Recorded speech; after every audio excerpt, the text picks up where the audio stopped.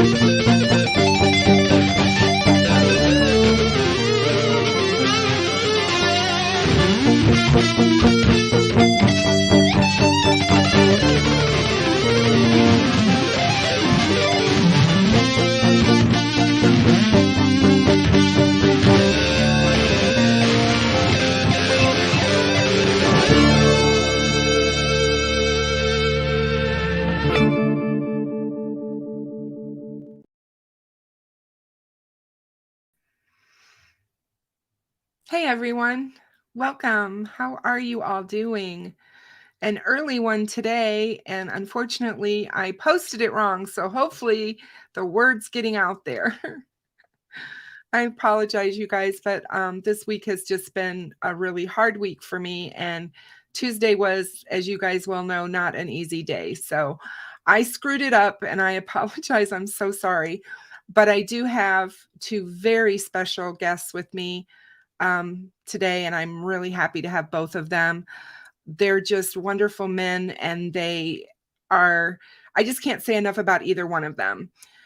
When it comes to what they do in their lives, the Captain from True Crime Garage, we don't really have much to say because it all says itself. He has a great following. He has created a wonderful podcast along with the Colonel, and we love them here on Behind the Crime Doors. So they have a humongous fan base, and it's no wonder why. They cover their cases with integrity, and they do a really, really good job. And I'm really anxious to talk to him again tonight about Delphi. And we've got Fig here with us, and everyone here in my channel knows FigSolves because I talk about Fig all the time. He's pretty special. So I'm sure that you guys all know that already. So without further ado, I am going to bring them on with me. And will everybody please be sure and wish Tech Death Hippie a happy birthday. His birthday is tomorrow, and he is responsible for that awesome music that you were just listening to. He is an amazing musician, and I can't say enough about him either. Hello, my friend. Hey, how's it going? Hello, my friend. How are you? I was hoping to see Fig backstage so I could have roughed him up a little bit. Oh my God. Just gave him a couple knuckle sandwiches. Oh, you don't want to do that to Fig. He's our special guy. Yeah, he's That's right. special, all right. How are you doing, Kristen? I'm doing good, thank you. It's been a rough week, but I'm back. I'm doing well. So is it a new backdrop for you? no, this is my same crazy backdrop back here. It's just lighter because I don't have my huge window. It's not dark outside. So I have a huge window here. I like it lighter. It's nice. So it's really light and there's just a lot going on back here. So it's my crazy world. But yeah, you're in a different spot. I'm not used to seeing here. Where's my clock? Yeah, I moved. I need to get like a cool backdrop so it makes it look like I do something with my life. But a cool backdrop. I green love screen. It. Yeah, it's just pictures of Fig's face on the back. Yeah, of course. That would be I awesome. recommend that. Yeah, that would be awesome. Yeah, A little creepy. a little different, but yeah. Hey. So I've been doing lots of stuff with True Crime Garage lately. I don't know if everyone noticed how all that. I mean, Captain and I, we did a show. What is it, like a year ago almost? And then what was next? And Nick decides to mess around, write a book. So I interviewed him, and then I was on their show on True Crime Garage. I did that as a bonus, and we could definitely put that link out there. So that one just came out on Sunday. Of course, I kept texting Captain, "Is it out yet? Is my part messed up? Did you what stuff did you edit to make me sound stupid?" And he said, "No, I did that on my own already." So I guess it sounds all right. I don't know. I only say like 3 words the whole episode because between Nick and Fig, I couldn't get a word in edgewise. It's because you talk to me all the time and you talk to Nick all the time, but me and Nick don't ever really talk. So maybe that's why. It's because he doesn't like you. I can Kristen, have you watched the documentary that Fig put out? Yes, I've watched it a couple of times actually. I haven't heard your thoughts on it yet. Do you mind? No, I'll talk to you about it. Yeah. Yeah, I'm interested in your thoughts. Well, I thought it was excellent. First of all, I thought that it was extremely well done, and I was very disappointed that it didn't get out until now. I really think she's amazing. First of all, she blew me away, actually, for somebody who doesn't do this for a living, like go into cities and do, kind of do what she does. She's more a writer. She's more on a back, you know what I mean? The back end of things, kind of, not like investigative.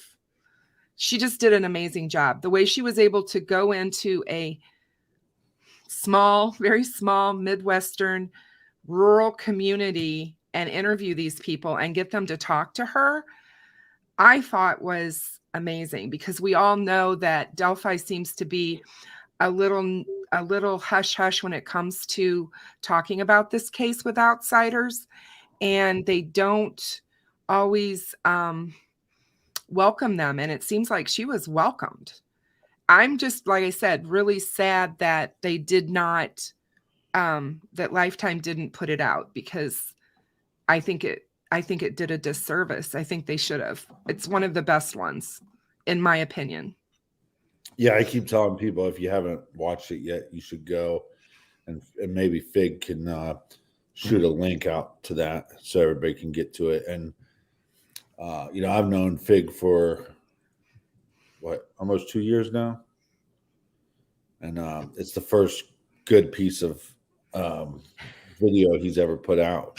And it wasn't my video. And it wasn't even his video. So what he did to get it was just, we can't say enough to him. To do what he did to make this happen, it's amazing what he did. No, and I applaud him, because,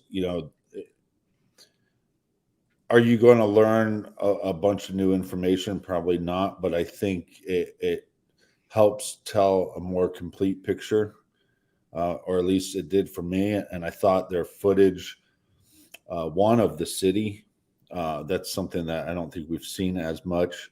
And then also the footage around the bridge really kind of opened my eyes to some, or at least some possibilities. Especially if this was, especially if this was a planned attack, you start seeing that service road and go, well, if you had this plan to whoever goes on that other side of the bridge, if you're going to use that as a way to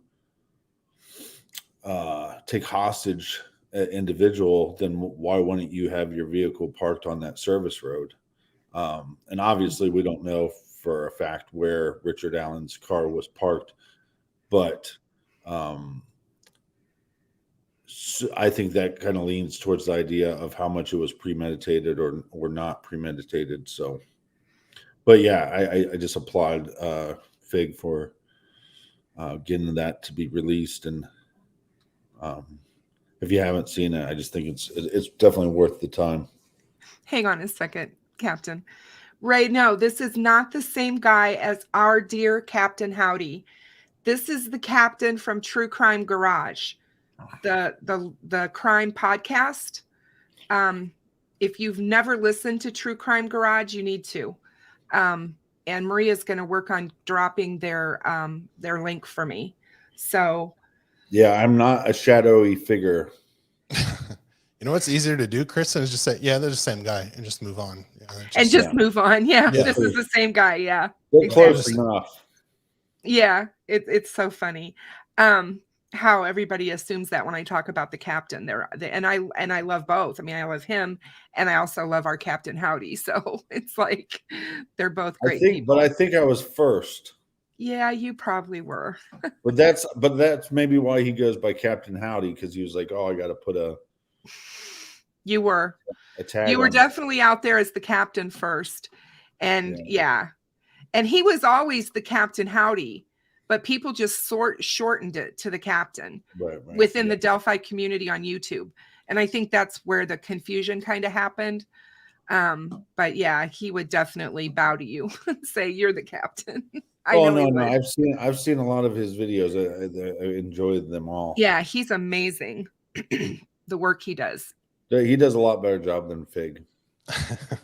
Except the one I was on his show. I did one with him, and that one seemed pretty good. It pissed off a lot of people because I said 10 reasons why Keegan Klein wasn't Bridge Guy, and a lot of people didn't like that. But guess what? He wasn't Bridge Guy. He's not Bridge Guy. So guys, you can go see True Crime Garage here. And you can also listen to them on any podcast, anywhere you get your favorite podcast. And I'm telling you, you won't be sorry. They are really amazing. They are different. As Tech Desk said, that true crime is more Ohio bad boys. Yeah. Hey, happy birthday, by the way. Yeah, it's his birthday. Yeah, tomorrow. happy birthday. So I'm really excited for him for that. So about another year older. How many listeners are there or download? It's interesting being a business consultant. The like YouTube people, they don't really know podcasts, and then podcast people don't really know YouTube people. It's very few. Maybe I'm one of the few, and maybe people could answer in chat if they do this. But I kind of listen to both if I'm driving. I really can do YouTube, so I'll listen to a podcast. But I'm visual, so I like seeing visuals. But I like that True Crime Garage, they have images at least, and they'll put things on YouTube. So, I mean, you guys have a huge fan base in podcast. Huge. But how many downloads per episode per se? I mean, they like to do like the more of a total of like where maybe they would hit, 6 months out from the release date, so I'd say the average episode gets about 250,000 downloads. But then we've had some episodes that have within 6 months we'll get 500,000 downloads. So it does vary, but I'd say probably on average about 250,000 downloads per episode. So Yeah, that's about what I get. Yeah, I get a little Oh more. man, but, I got that the last time the captain was on. yeah, I wish it would translate, because a lot of times when you go on to like talk with your buddies and you have like maybe even when me and Fig talked, you wish that you could somehow just press a button and get a bunch of those people to come over and listen and have a big show for your buddies, but it doesn't cross over as much as you think it would. I know Fig just had Nick on the show, and I know the numbers are okay, but it doesn't translate as well as you would hope it would. Yeah. Yeah. Plus the stuff we talk about. Yeah. We can't let other people hear that. It would not be appropriate, probably. I can just imagine late at night, a beer or two, and you guys would be a lot of fun. Yeah, we listen to what you guys have to say. Yeah. Especially after you've loosened up a little bit. I have to constantly correct him, teach him the ways. Oh, that's got to be funny. I would think the person that would be doing the teaching would be Fig, but that's just me. Mm-hmm. No, smart lady, Kristen, very smart. Fig is a professor. Fig is a mean person. He recently was being mean to my buddy Skip. Uh-oh. So I had to get him to apologize. Well, Skip's my buddy, so how the heck does that work? What's going on here, Fig? What you need to spill the tea? Fig was out of line, and he knows it. He's being ornery, and you know how to give him some tough love, so it's good. He gets ornery. If I don't give him enough attention, he gets real needy and real upset. So he's he's Skip, and you have to you have to know how to handle Skip. Well, think about Skip for a second. This is a few years ago, and when he initially brought up a theory to me about the case, it's not uncommon for especially these cases that happen out in parks and stuff. It's not uncommon that they start looking at people that were there at the park as witnesses, and essentially his whole theory makes a lot of sense. It was just the wrong person, and I think that has bothered Skip a little bit. One, because you thought it might be one person, so that name gets out there, even if you're using abbreviations or you're using even a fake name. Eventually it'll get out there because people knew this case so well and knew so much of what was going on with chats online and different individuals that have been brought up. So I think that can weigh on somebody, that you put out a bunch of information, but by label the person.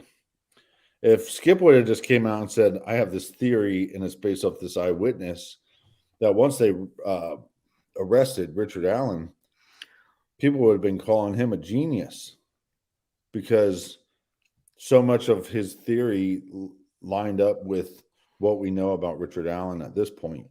Yes, I agree with that wholeheartedly. So I think I think sometimes these people, and me and Fig have talked about this a lot, and that's one of the reasons why I have a lot of respect for Fig and admiration for him too, because he doesn't get married to any idea. He lets the information take where he follows the information, and he doesn't just follow a concept, because some of these people get stuck on an idea. I mean, there's I don't go too much to these Facebook groups or Reddit, but I did today, and wow, I was so surprised with how many people are still talking about Ron Logan. Oh, you wouldn't believe. You don't even want to be in the Delphi community on YouTube. Seriously. I mean, you have to go back and say it is possible, because prosecution did say that this might be the prosecution in direct conversation with Richard Allen. They said it's a possibility that there's another actor involved. So you can't rule out the possibility that Ron Logan had some involvement. If there was another actor, it had to be somebody, right? Yeah. But I just don't believe it's him. And I don't believe that it's KK either, because this is my feeling quickly on. I'll just go back to when I met Skip. I met him on Reddit. I wasn't on YouTube. I didn't have a channel. And he was being now you're stuck with us. I know. Now I'm stuck with you guys. He was being vilified after being on your show. I mean, just raked over the coals on Reddit. And I didn't understand it, because from my point of view, I had the same thought about the eyewitness that he did. And I'm like, every person that places themselves at a crime scene or at a murder scene needs to be looked at as a possible suspect. So it didn't make sense to me why everyone was coming down his throat. And as you said, I get the whole thing that they, people jumped on this thing that all of a sudden, he used, the name was out there, the person's name was out there. But in my opinion, the person put his name out there. He went on Facebook, talked about this, said he was there. So he put himself in the narrative himself. Maybe not as a suspect, but when you're telling the whole world, I was there that day, this is what happened. Right. That's your version. People are going to start looking at you like a suspect. So I didn't understand it. And I befriended him. I messaged him and I told him I thought it was BS and that nobody should be treating him that way. And that I thought he was a very good critical thinker. And I liked the way his mind worked when he was explaining things and talking about stuff. And that's how our relationship just kind of evolved. And poor Fig, our relationship didn't start out well. I learned about Fig from my really good friend Maria, who's one of my moderators, and she was talking about him all the time. And I'm like, who is this guy? And where did he just show up in this case? All of a sudden, he's everywhere. Everybody wanted to have him on. Everybody was talking to him. And I just didn't know. I was really concerned about who this guy was and how he just swooped in and just started, becoming the Delphi. We're still concerned about who he is. We're not anymore, but I know. And so when I finally opened up to him and, apologized for my thoughts of what I was thinking and really got to know him, I realized that, man, there's a few people in this that I've met in this community that they go above and beyond. And he's one of them. He works on the back end of stuff. He doesn't really put himself out there much. Not that, he really doesn't really want that. I don't think that accolade part of it. He does it because he really wants to help. The same as you and the Colonel, the Colonel, but you guys put yourself out there. You want to help these cases as well. You guys are covering cold cases and stuff that a lot of people have never heard of, or if they have, they've completely forgotten. Well, no, and I don't think people understand even just like simple analytics too. Is like if we could cover a case that if we cover a case that a lot of people haven't heard of, it could do very well. It could blow up, and it could now be a talking point. And now you have Reddit posts, and now you have Facebook groups that pop up, and you see it develop from the beginning, and you go, okay, well, we're doing some good in this world. And then, but then it has a risk of just not having any traction. And that's why you see a lot of true crime podcasts cover the same cases, because they're the talked about cases. They're the popular cases. But that's not, I think one of the things that we wanted to do from the beginning was to try to find cases that people weren't talking about. But that can hurt your analytics. I don't really think we care too much about that at this point. Like, No, it definitely can, for sure.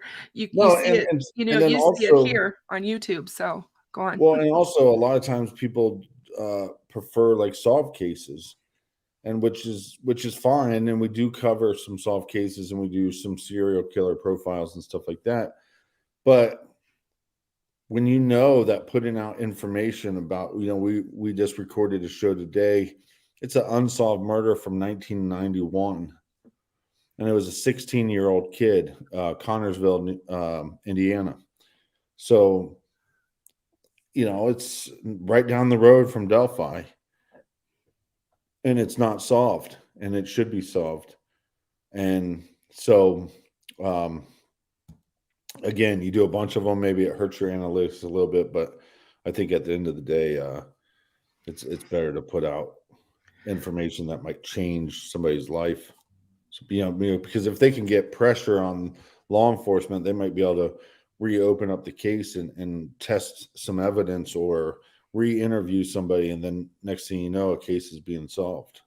True. Most definitely. Well, we appreciate everything you both do. And I do want to say, I thought one of the things we could talk about tonight was what's been going on just recently in the news with Richard Allen, because there's a lot going on that I don't know people are really paying that close of attention to. And one of the things that struck me was they recently, the court responded to a couple of subpoenas. One of them, that was the defense was trying to quash a subpoena from the prosecution to access something. And we didn't know what it was, but I did a live stream a couple of weeks ago with Deb from True Crime Notebook, who's one of my moderators as well. And I said on that live stream that we both did, that we thought it was his medical records. And we were right. And they quashed that subpoena. And I, because of being in the medical field, and I know she knows so much about it as well, I didn't think they would be lucky in that, because HIPAA is very, it's pretty straightforward. I think that they will definitely end up at some point getting access to some of these records, because they're going to have to know what his past mental state is. But he would have had a psychiatric evaluation upon going into Westville Correctional Center, the prison that he's being held in. They do that with every inmate that comes in. They put them through a psychological evaluation. And I'm sure they wanted to see that, because his defense has already brought up, and Fig was so happy to hand me some of these documents earlier today. But his lawyers came out in a press release and talked about him showing psychotic, or not really psychotic, but delusional and schizophrenic behavior, which I was really upset when I heard it and read it, because first of all, they are not doctors. They have no way of being able to say something. To me, that was very inflammatory. And that's what they're supposed to do. I mean, I'm going to be the first. But that's what the defense is saying, is what you're saying. That's what the defense is saying, and that's what they're supposed to do. They're trying to reach for everything they can to help their clients. So at this point, I thought to myself, wait a minute, if he's experiencing that kind of problem, first of all, schizophrenia is not something you just throw out. You don't hear people talking about that. And if he was schizophrenic, he probably would have been diagnosed early in his life, within his 20s, sometime in his 20s, because that's usually when it hits young men, is sometime in that age bracket. And so I thought, well, what if he has it and is not taking medication? Because a lot of people who are schizophrenic refuse to take the drugs because they cause so many side effects, basically. And they don't want to feel like that. So they don't take them. Those are all kinds of questions that popped up into my head. as well as the rumor we've all heard that he went somewhere right after the girls were killed. So he went, the rumor is that he either went to rehab or a mental facility. And so I thought, well, this plays right into that rumor, which we don't know if it's true or not. But I do think it's very interesting. So I'd like to discuss that to see what you guys think. And I also would like to talk about some of the, I don't know, I guess the inflammatory stuff that's going on right now with people, just like you said, Captain. We've got people who are willing to die on a hill for a person of interest in this case. And I've never understood that. I have never vocalized a POI on my channel that I had until Richard Allen was arrested. And I did it for a reason. It's not that I didn't discuss people or possible POIs, but I didn't feel I had enough evidence to go there publicly, you know, with a platform. I thought I should keep it open and try to get people to be more, not get into that box where they close themselves in. And that's what we have. We have a faction now that believe wholeheartedly that Keegan Klein is involved. We have a whole faction of people that believe Ron Logan are, and they're going to the defense to give them tips. And this is very, very concerning to me. Yeah, and I thought Murder Sheet did a great job of their interview with Keegan Klein. I don't know if either one of you guys had a chance to listen to that, but I did. And I know that you can only take so much what he says as truth, because I just think he is a known liar. But there are people that, you know, go to prison or have a traumatic, you know, that they are what is that called, a pathological liar, and then have something traumatic happen where they just eventually drop the charades and actually start telling the truth. You know, if I had to guess, if I had to lean towards whether he's telling the truth in that interview or not, I'd lean more towards truth than, you know, fiction. But I don't know what you guys thought about that interview. Well, I think with Richard Allen and his attorney saying that he's mentally ill and he's suffering from psychotic symptoms. So if you make that claim and then it's time to show proof of that, you're not willing to show proof, right? With when they quash the records of it. So it's like, so what you said, you're kind of not willing to show that that's true. So what are you hiding? And I think the judge is doing the right thing for privacy issues by not allowing those to go to the prosecution. I think because since he hasn't been convicted yet, he has certain rights, and she needs to look out for the prosecution, the defense, and the defendant. So I think she's doing a great job. And then there's the two things that did not get quashed that are going to go through, and the prosecution is going to look at, which one seemed kind of like the prison interviews or different audio, all that stuff that was conducted, and also some of the CVS information where the prosecution will be able to look at those things. I wonder if something prompted that, or is it just standard practice? Hey, we're going to always ask for everything while this person was incarcerated, all of their audio. So I'm not sure what protocol is there. Yeah, well, and like Kristen said, they're going to have you know, whether you get his history, maybe that doesn't matter. You're going to get a psych evaluation from the prison. But I'd also argue that the defense is going to try to get one done with their own team of people. What I'd be interested in is what that report comes back from the defense, because if the defense is coming back and saying, hey, look, he is schizophrenic, he has some psychotic behavior, then to me, there's a big shift, because what they were telling us for a long time is, oh, he's innocent. And now they want to start talking about that he has schizophrenia and that he has some psychotic behavior. To me, that's setting up for a whole different type of defense. Oh yeah, for sure. Guilt. Yeah, like he's guilty.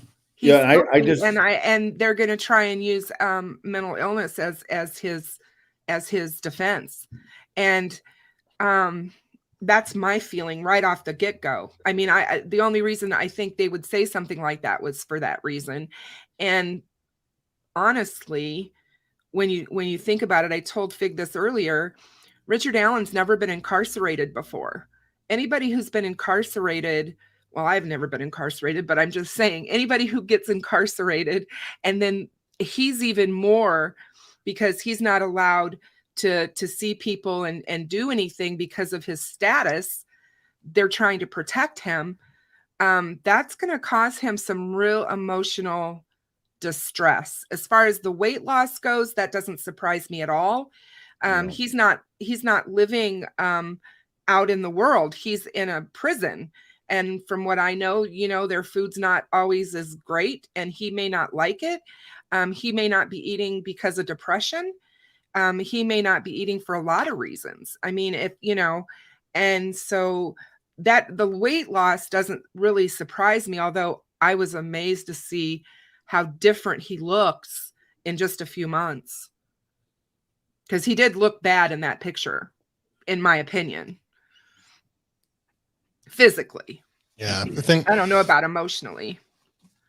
They're trying to play the sympathy card too. Mm-hmm. Like people start feeling sorry for him. And they know really the prosecution, since there's a gag order, they can't really defend it or say anything back. They kind of shot themselves in the foot with that gag order. And I think how Cleveland, how they were saying, oh, there's, could be multiple bad actors. I think part of that is a strategy, because I was talking to Alex Voorhees about this. He brought up a good point. He said, yeah, if you say that there's still other offenders out there, possibly, the judge is most likely going to side to keep those documents sealed and closed, right? So it's an active investigation. Hey, there could be more people, so it's an active investigation. So we don't want any documents out. And then that puts the defense at a disadvantage. That shortens up their lead time for reviewing and understanding the discovery and the evidence. So yeah, it could actually be a second person, more people involved, or it's just a strategy. Yeah. To keep stuff sealed. Yeah, and I'd be very interested to read what they come back with. The defense, if the defense does a psych evaluation, because I mean, whether we want to believe this or not, when you get hired by a defense team or a prosecution, if you're an expert, during the interview process, they're going, hey, our guy we think is a little nuts, can you interview him and see what you think? Because if they come back and say, oh, he's normal, well, they'll just go get another expert. They'll find an expert until they find one that'll say what they want them to say.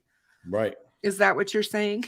No, that's what I'm saying. And so then if it comes back and it's like, oh, this guy is batshit crazy, and I'm allowed to say that. People say you're not allowed to say batshit crazy, but if you are batshit crazy, you are allowed to call other people batshit crazy. That makes sense. So you're not batshit crazy. No, but and here's the thing though too, is because if he does have mental issues, look, I go back to what I call him the bearded wonder, his one defense attorney, because when that guy speaks, there's something about the way he conducts himself that makes me really believe what he's saying. And when he initially came out and said, my client has told me he's innocent, I went, oh, this is not even close to being over yet. And now they're coming out and saying, and it's not so much the schizophrenic as much as it's, psychotic, behavior and things like that, where you go, okay, well, what are you setting up? And we don't also know what the prosecution is setting up, because I wouldn't be surprised if the prosecution is, I don't know if they're mandated. Fig might know this. I don't know if there's a date in which they have to have all the information to the defense team. But yeah, all the discovery. I know there's at least one date that's been put on the my case. Yeah. But yeah. They'll Usually have those set times. they'll have to have all that discovery to them. I think by now they should have all the discovery. But I could see unless them. they're learning more stuff. I mean, well, I could see them slow playing it where they're, let's start with the weaker information first and just keep sending them more stuff and more damning information. And again, like you said, the more that there's probably been a lot of leads and stuff that they haven't been able to fully flush out since the arrest of Richard Allen. So there's probably some other stuff that they're still working on, I would assume. Yeah.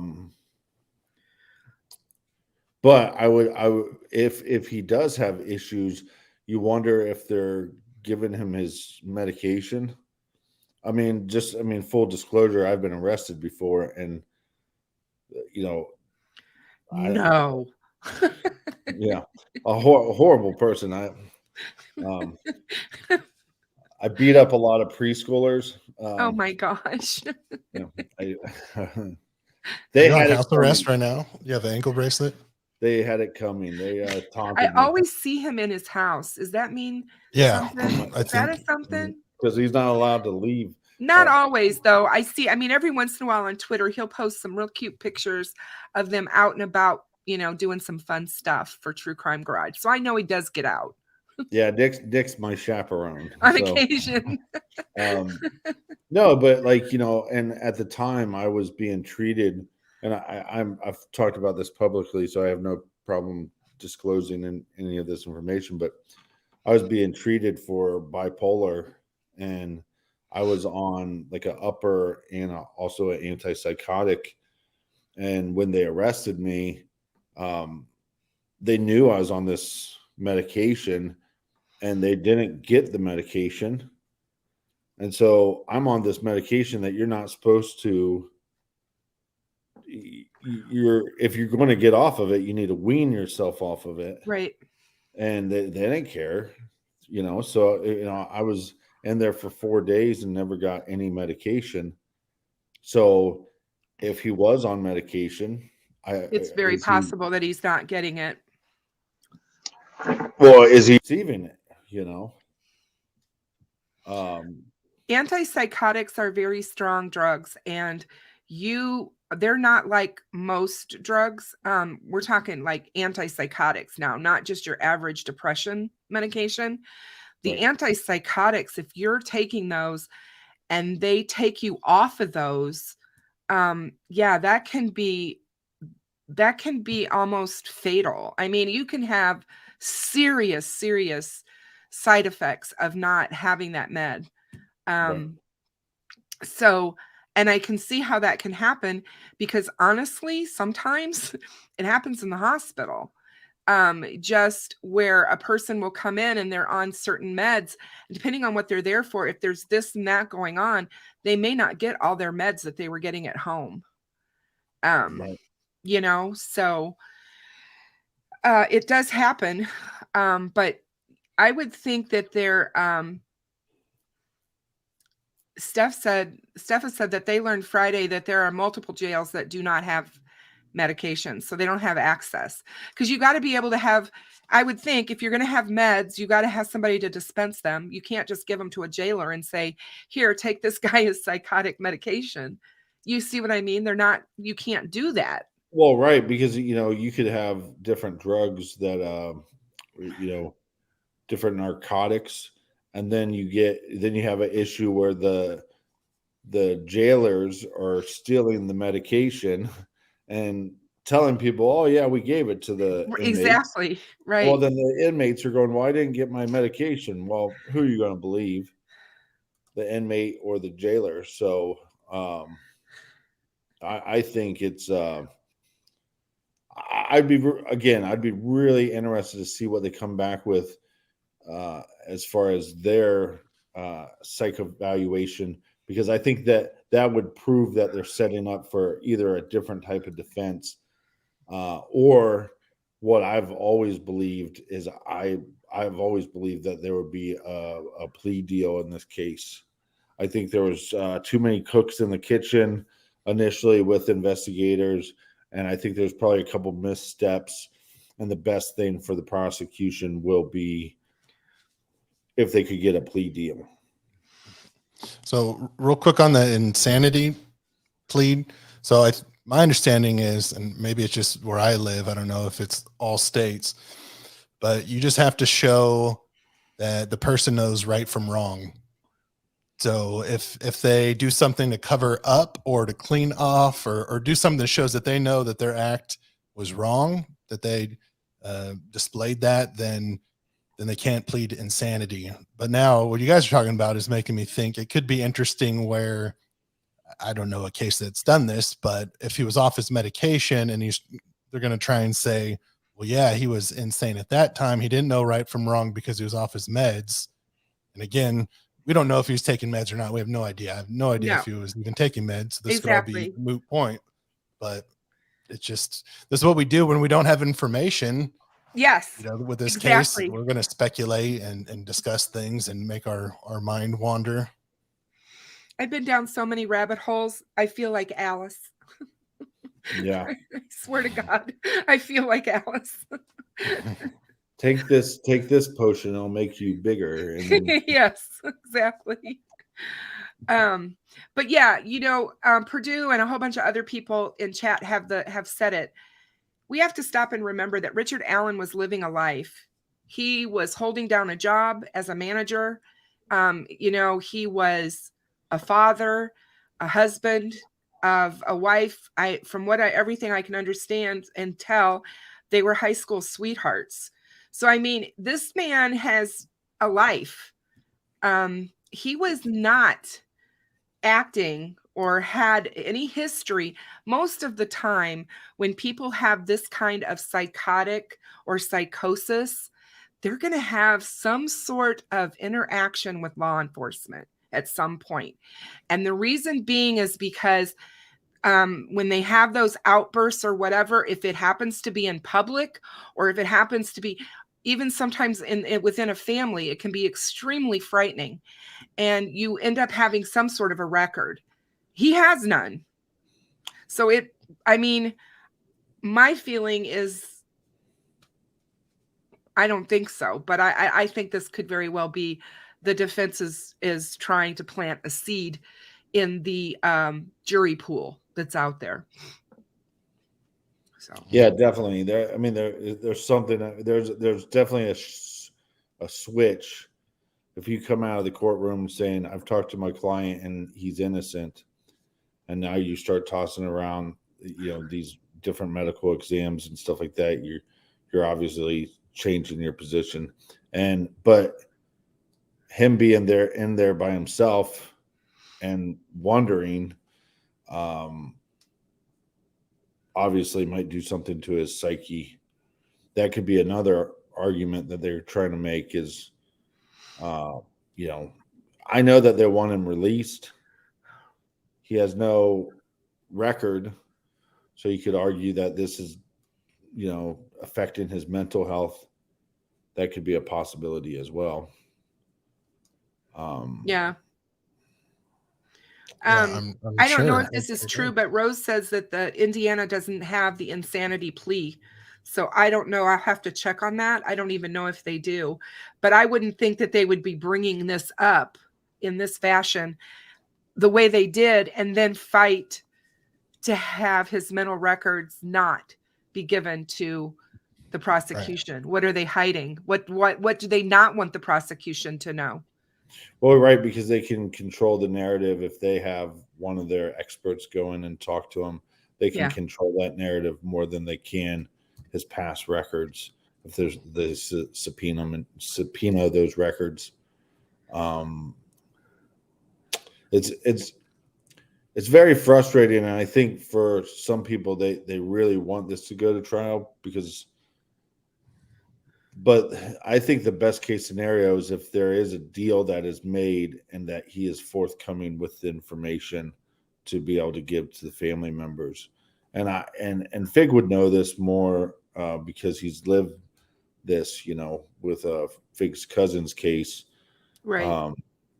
I would assume, I think it would be hard to hear the information of what happened to them. But I think for some of the family members, it would be necessary. And I would hope that I hope we don't get into a situation where the families don't get to hear the information that if they want to hear that information, that they get to hear that information. Yeah, I understand. I've always wondered that too about, how's this case going to play out? Are we going to actually truly ever find out what happened, or will it be a scenario where the person does plead and then we don't get the full story necessarily? And if he refuses to talk, which some of these guys do, I mean, stop and think about some of the high profiled killers. I hate giving them the platform, but they've lived and they've done their bad deeds. But I'm thinking of Ted Bundy. He didn't talk and tell the law enforcement anything about any of the crimes he committed until right before he was going to be executed. He kept quiet. So even in that, there's a lot of things that they believe he told the truth on, but there's a lot of things that they don't think he did. Because he had such an agenda. Like, I'll just keep telling you more stuff, but also pretend that I'm holding back more information because I want to live. Because then you won't kill me. Exactly. And so it makes you wonder. And you asked earlier, and I didn't answer you, and I apologize, about Keegan and about the interview that Murder Sheet did with them. I did listen to it. I'm not a fan of the Murder Sheet, but I did listen to the interview. And Keegan is a liar. Well, do you not like them because they're so over the top with their personalities? It's not personal, honest to God. It's not personal. That was a joke. They're kind of dry. Yeah, exactly. Yeah. It's their voices. I can't listen to them for very long at all when they talk.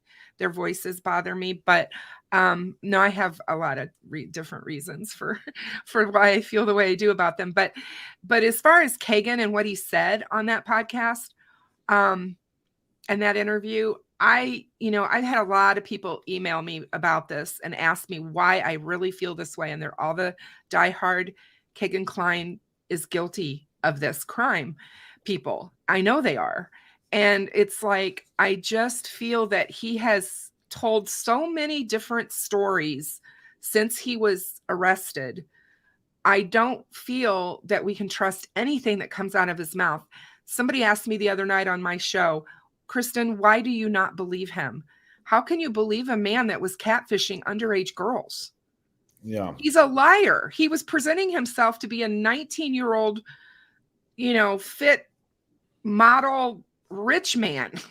He's a liar. He doesn't live in the real world. And when your friend says to you, or when somebody says to you, well, why don't you believe him? You go, well, which story? Yeah, exactly. Because if I'm going to believe him on every story, then when the story has changed so dramatically, it's like, which version am I supposed to believe?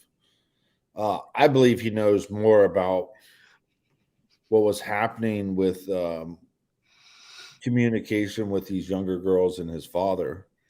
I mean, I think the police have proven without a shadow of a doubt that there was multiple people.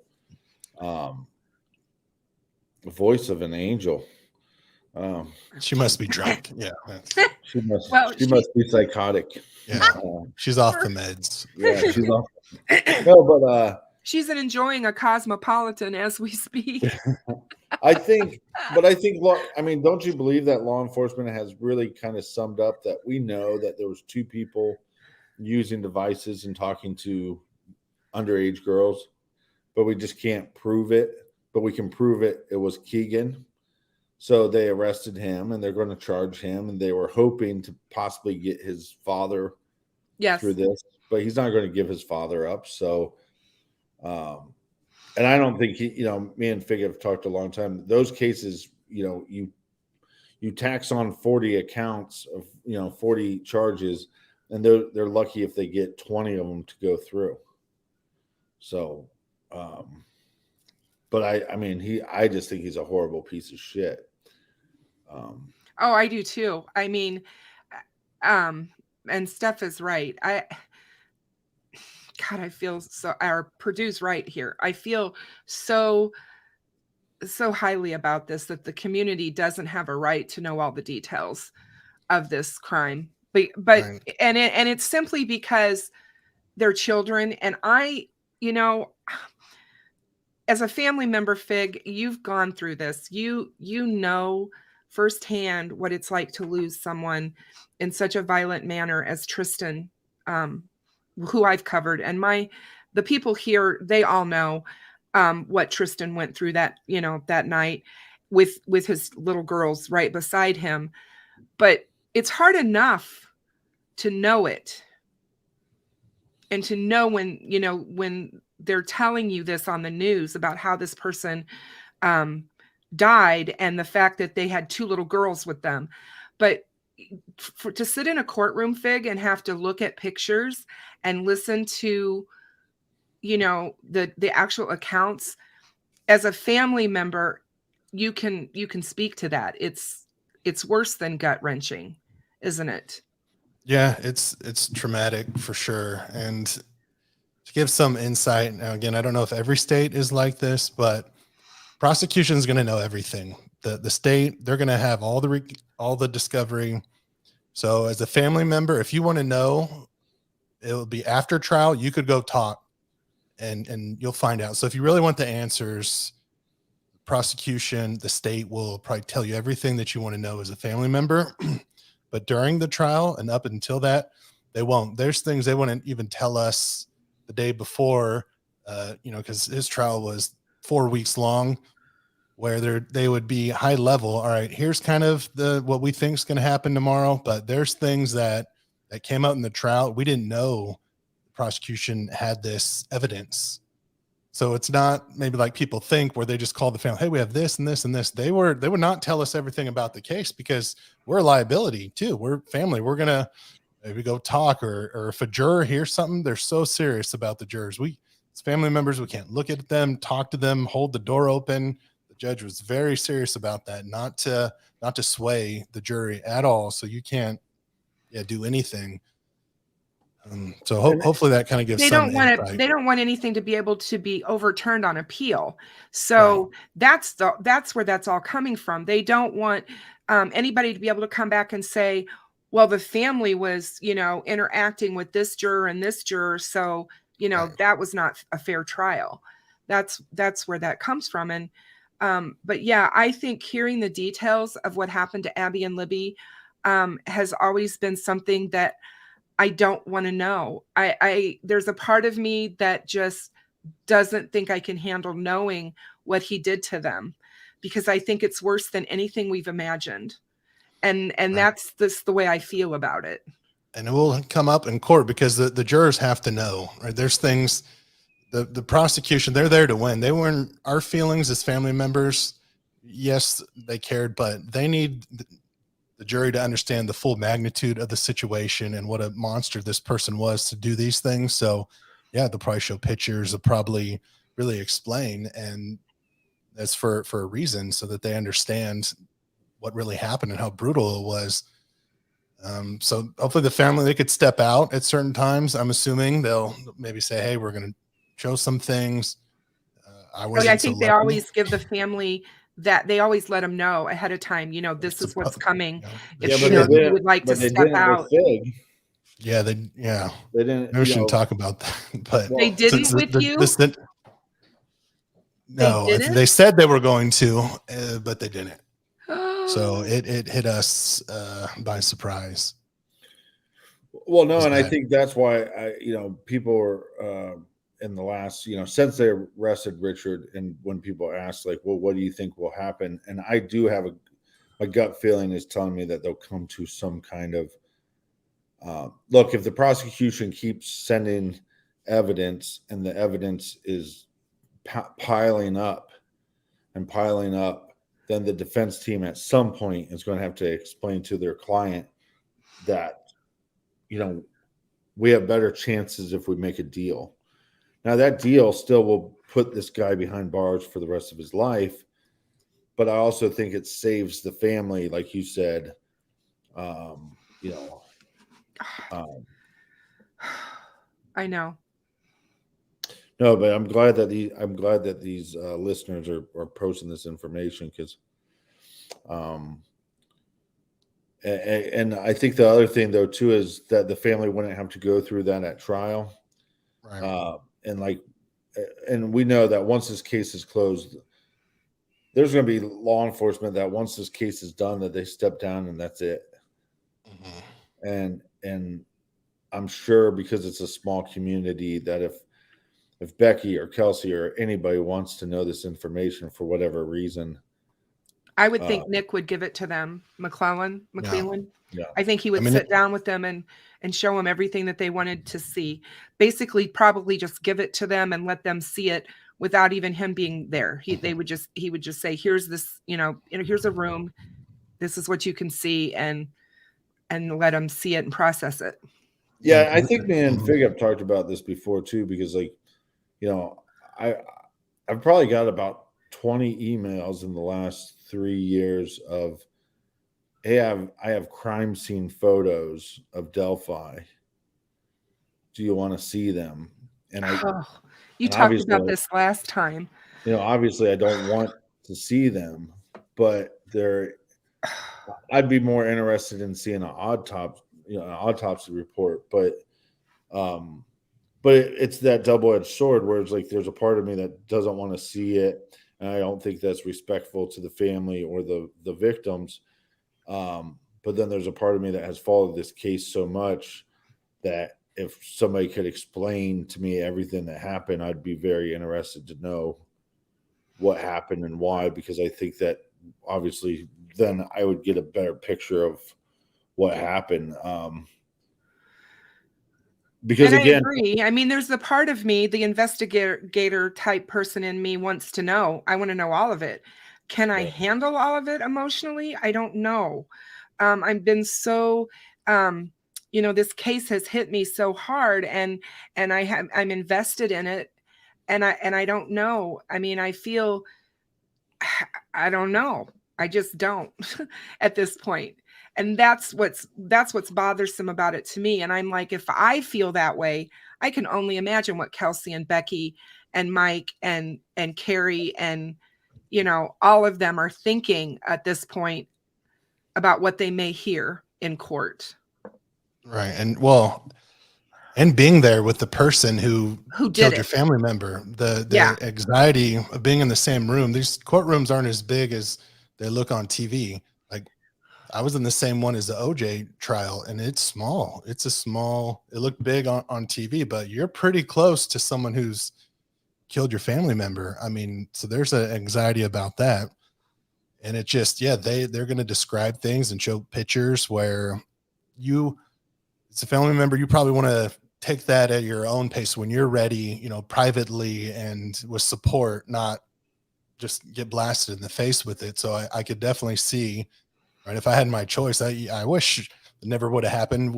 I didn't have to go all those times and experience that, and it could just get to the resolution.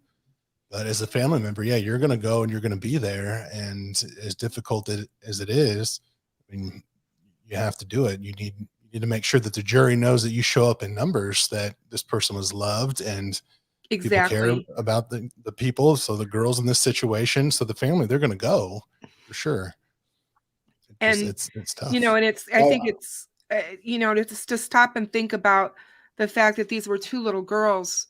Everybody keeps talking about them sometimes in a fashion where they forget that they were just two little girls. They were still in the 8th grade. They weren't even in high school yet.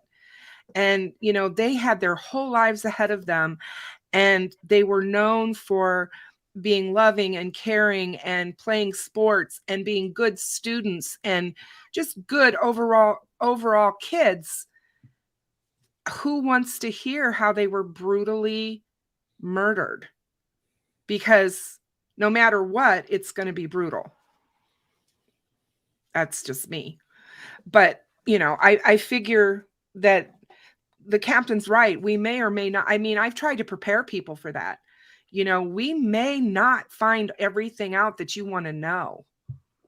I've tried to tell people that. That's where I have faith in law enforcement. And it's so funny with the true crime community, because with some cases, they're just like, law enforcement, they're awful people. Oh, yeah. Law enforcement, they're stupid. They get nothing right. And yes, I do think law enforcement made some mistakes in this case. Again, maybe not at a fault to their own, but we're all human, so we are going to make mistakes. But I do, that's one thing that I can, makes me rest easier, is I 100% believe that law enforcement, when this is all said and done, will be able to answer any questions that the family has.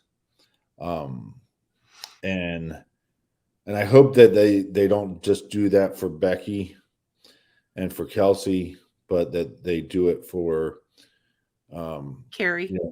Yes, that they do it for everybody. Because I agree.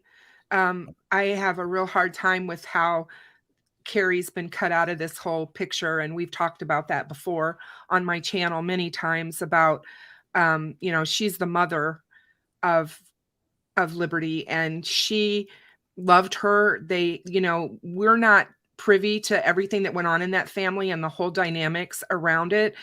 The bottom line is that she gave birth to a little girl that was brutally murdered, and she deserves the respect. Oh yeah, of being her mom. She hasn't got the respect. Oh God, no. And that's beyond sad. Yeah. And I do know, because my father being a detective and also working with a lot of juveniles, that there is some kind of prejudice as far as it goes, where it's like, if you are an unfit parent at some point. But look, that's a tough situation.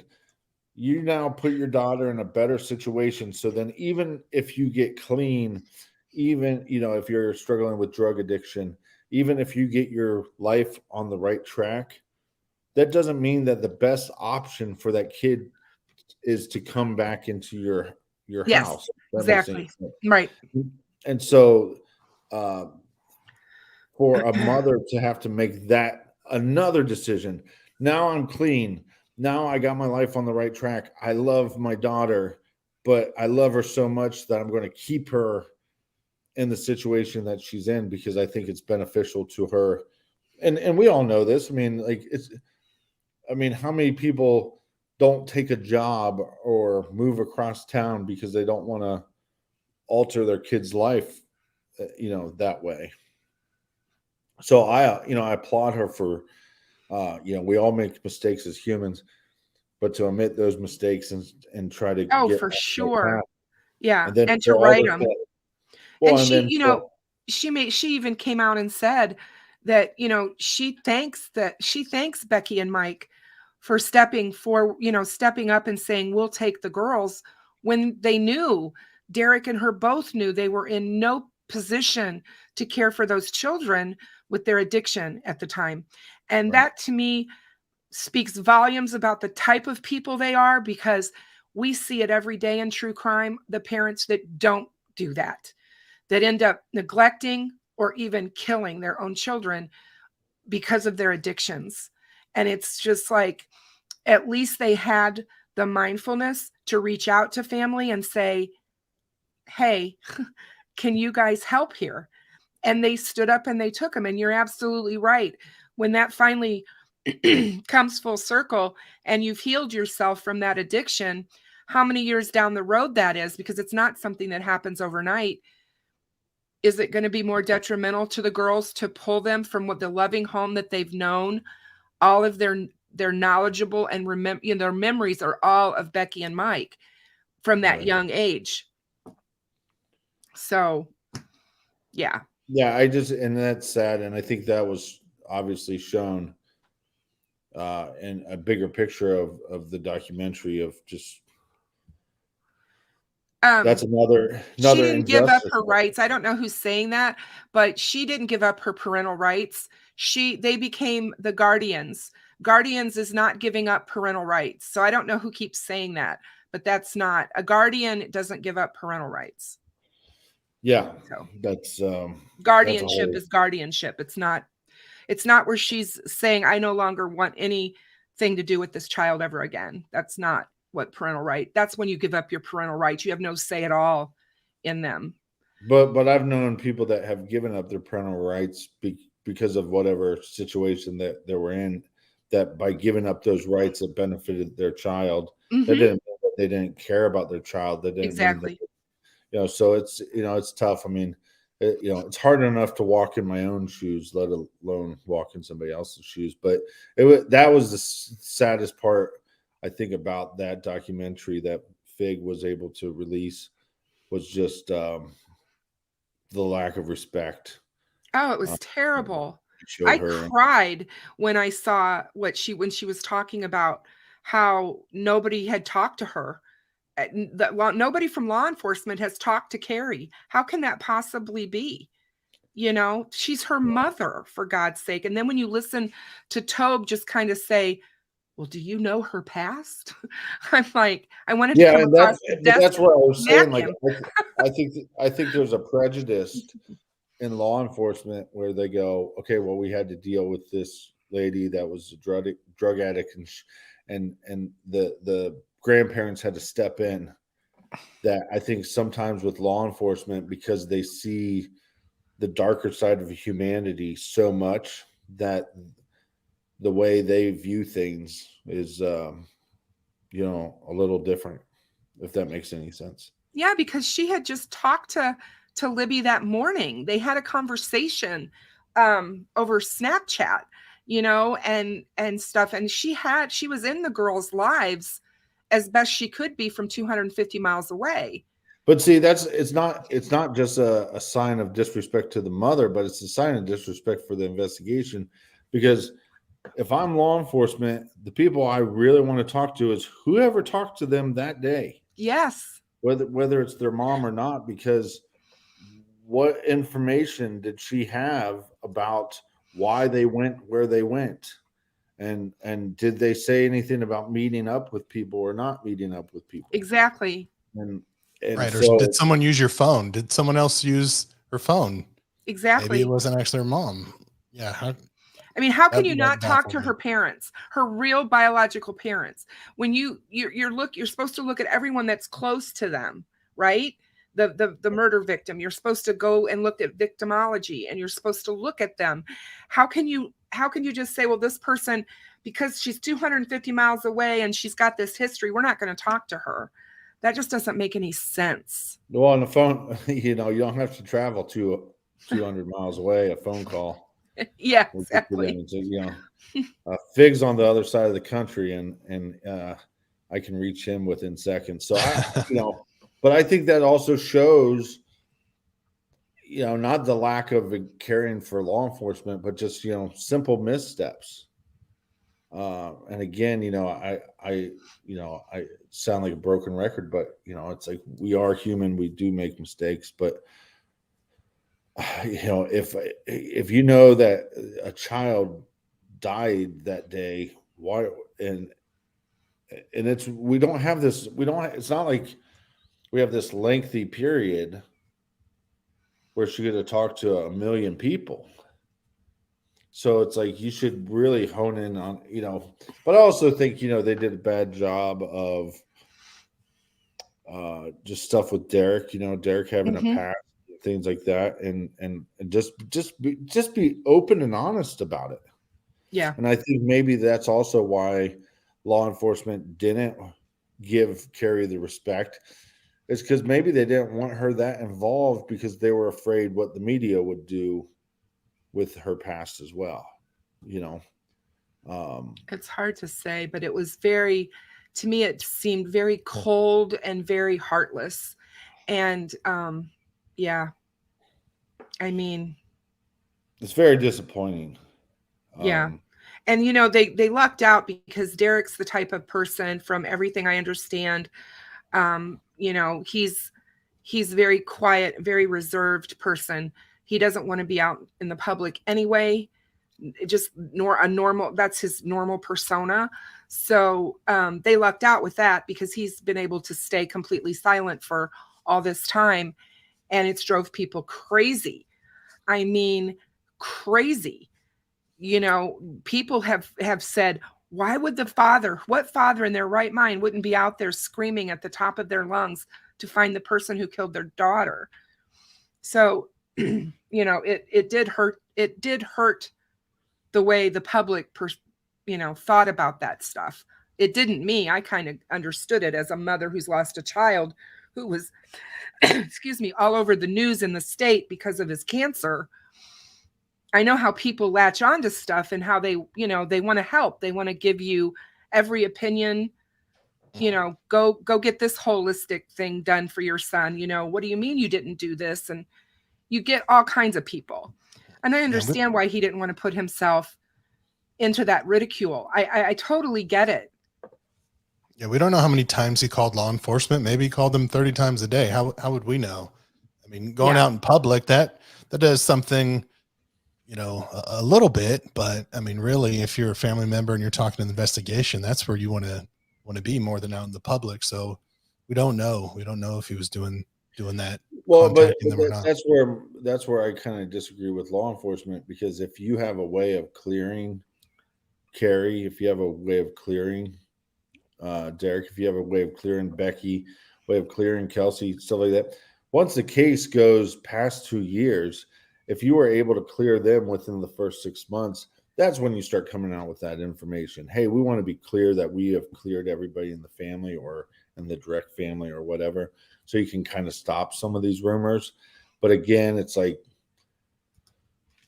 the other problem too is that with this case blowing up so much, think about the amount of calls and tips they got. They were just undermanned from the beginning. And so the tips coming in from the internet, that's a blessing, but also a curse. Oh, good Lord. I can't even imagine all the tips that they got from the internet and from social media. And all that stuff has to be looked at by somebody. And if it's not, pray tell, that's how things get missed and lost. I mean, everybody's so critical about how did they miss Richard Allen coming forward in, just a day or so after the murders to the conservation officer. It's so easy to be a Monday morning quarterback, and sit there and say, well, we would have done this, and how could that not happen?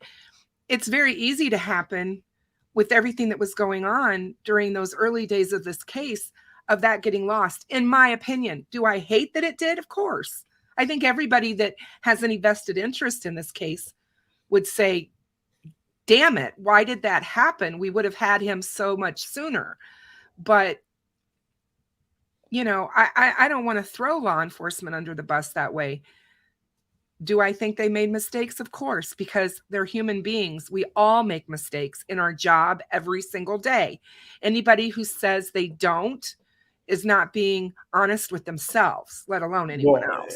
And me and Fig have talked about this for the last couple of years. If me and Fig went and interviewed 10 people, then we might be able to hear some discrepancies in the details. By hearing those discrepancies in the details, then we become suspicious of people, then we can question them more. But if we're interviewing those people individually, we might not hear discrepancies in the details because we don't, you see what I'm saying? So I think some of these, at some point they had, I can't remember what it was, but it was an outrageous number of FBI agents that were on the ground. So you get 20 FBI agents that go question 20 people, they're not going to be able to compare those details. And so unless there's some big red flag, so that again, I just think, and I think this goes back to when BCI came in the picture, and they started going back over these interviews. They saw the details and said, "Oh, this doesn't line up. Mm-mm. This detail doesn't line up with And if you go back to the whole DP theory, I would love to talk with DP myself, because everything that I've investigated, everybody I've talked to, I still have about an hour and a half, 2 hour gap that I don't know where he was, but it makes it seem like he was still at the park. So what was he doing at the park, and what did he see? I'd be really interested to know. And also, like, come on, that's just suspicious. If you know that he talked to an individual here, and you know by his own account that he was on the bridge at 3:18, 3:19, and you go, okay, but where were you for the last hour and a half, and what did you hear? And if you're on the bridge at 3:18 and the murders were taking place, did you hear anything? I would assume that he would have heard something. But again, maybe they've talked to him. Maybe law enforcement has talked to him. Right, maybe law enforcement has all these answers. Right. But then I would say that before, but then when the Richard Allen thing came up, like, well, crap, maybe they don't have all the, maybe they lost those answers. Now it does hurt their credibility. The fact, I mean, this is what we're told from a alleged source, that there was a misfiling, or the unfounded, or his tip or his story was considered unfounded. Don't know how that happened, but yeah, it does hurt their credibility. So they're going to have to show that they're competent in court, at least, and yeah, be transparent, like you're saying earlier, and say that, yep, this is what happened, but here's what we did about it, and here's how we know what the truth is. I've always said about DP that, what person would really want to come forward and put themselves in the middle of a murder scene. Now, if he was truly there during the time that he says he was there during the murders. And I'm sorry, he was there with someone who supposedly wasn't his fiance. That's his story. What were you doing? Where were you? Were you under the bridge? Were you in the woods? Where were you? And what did you hear and see? Yeah, he just needs to come forward and he needs to tell us at what time and where he got that hand job. You know what I'm saying? Just go ahead and tell us. We need to know. And was there lubricant or not? Oh my God. That's all I want to know. I heard it was orange cleaner. It was orange cleaner that was used as lubricant. That would clear up a lot of this mess. No, but that's true. So now you have this individual that there's this gap, and then nobody sees him, and but I think also what that proves is that if his story is true, then there's a lot of people like Richard Allen and other people walking around in this park that just weren't seen for good chunks of time. You know what I mean? So, yeah, because it's also like, DP wasn't like an unknown guy in the community. And the funny thing though is I can't. Oh no, he comes from a very, very, very well-known family in that community. And he was a little bit of a smart ass. Mm-hmm. And those guys normally like are known in town. He was kind of goofy, a little silly. And I can't connect Richard Allen to Ron Logan, and I can't connect Richard Allen to a lot of people, but you can connect Richard Allen to DP by his daughter. I mean, they graduated together, I believe. So, but yeah, but let's just go back to the idea. Like, this case is freaking nuts. Oh, yeah. And here it is. It takes us 5-6 years to arrest somebody. It's somebody that nobody's been talking about for 6 years. The guy comes out of nowhere. He looks like a little midget. He's a very odd dude. And then at the trial, the prosecution says, well, we think it's Richard Allen, but there might be somebody else involved. Like, you think you would have that figured out before you charged him with anything. Yeah, that was something weird there, for sure. Weird. It's beyond weird. It's weird. It's very weird. I don't know what his strategy was or what his strategy is, which is one of the reasons why I have begged for him to watch my show so that he knows that I'm asking him to please get help. He needs another prosecutor on this case with him, somebody who has a lot of experience, because he doesn't. And this is nothing against him. It's just that they don't have this kind of crime in Carroll County. And he needs somebody who has tried these types of cases to come on and help him. And all he has to do is ask for it. It'll be granted. Well, and remember, there was all that speculation because Carroll County had a special prosecutor that got involved. Yes. But then we go, obviously it's not on this case, is it? Because I haven't seen any we haven't seen anything come up in my case that shows that another prosecutor or a special prosecutor has been added. No. So, I mean, that's, to me, it's almost like, well, if you don't know 100% for certain, why even bring that up? Something that's interesting too is I hear people say, well, why didn't anyone recognize his voice at the CVS? Well, there's the audio experts that say it's not enough. The guys down the hill is not enough to do a fair comparison. So professionals can't do it. Why do we expect?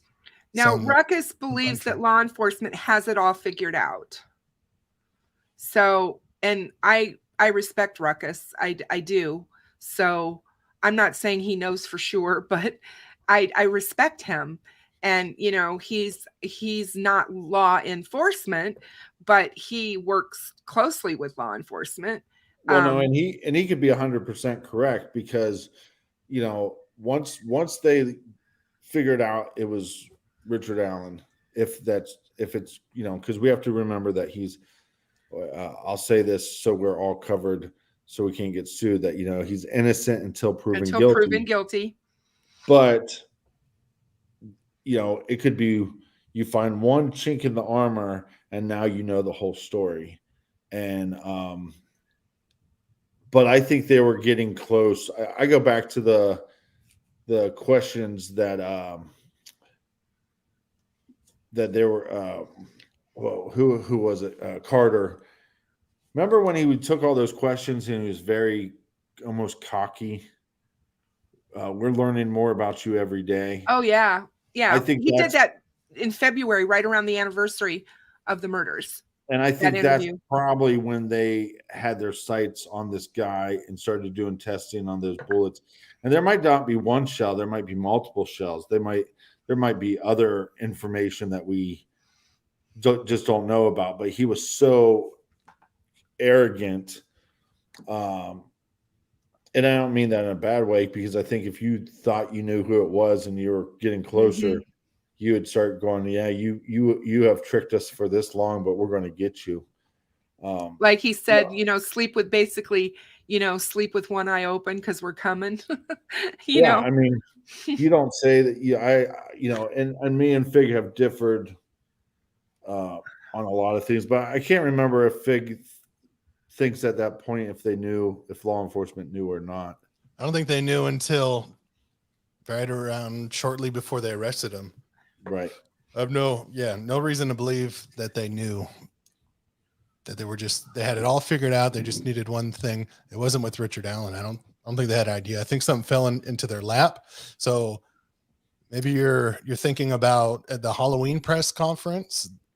They seem super confident there and cocky and arrogant. Like they knew something. They got something good. It wasn't just, we think it's him. The thing though, too, is what they knew for, 5 or 6 years is that they knew a timeline better than we did.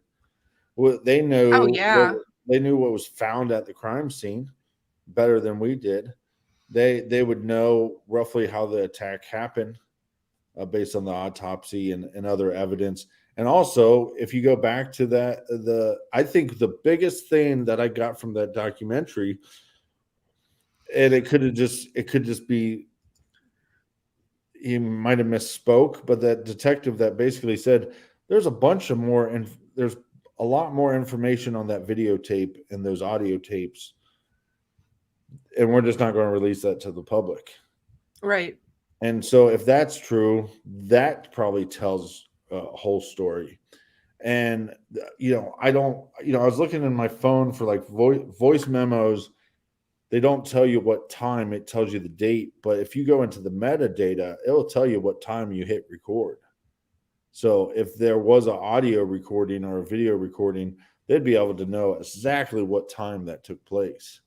And that is going to be very crucial because we have, again, CCTV footage with Richard Allen's car and stuff like that. So you don't have you might not have a guesstimation of time of death. You might have evidence of when the attack started. Well, you also have to remember that law enforcement came out years ago, at least 3 to 4 years ago, and said that social media and YouTubers had the crime flow all wrong.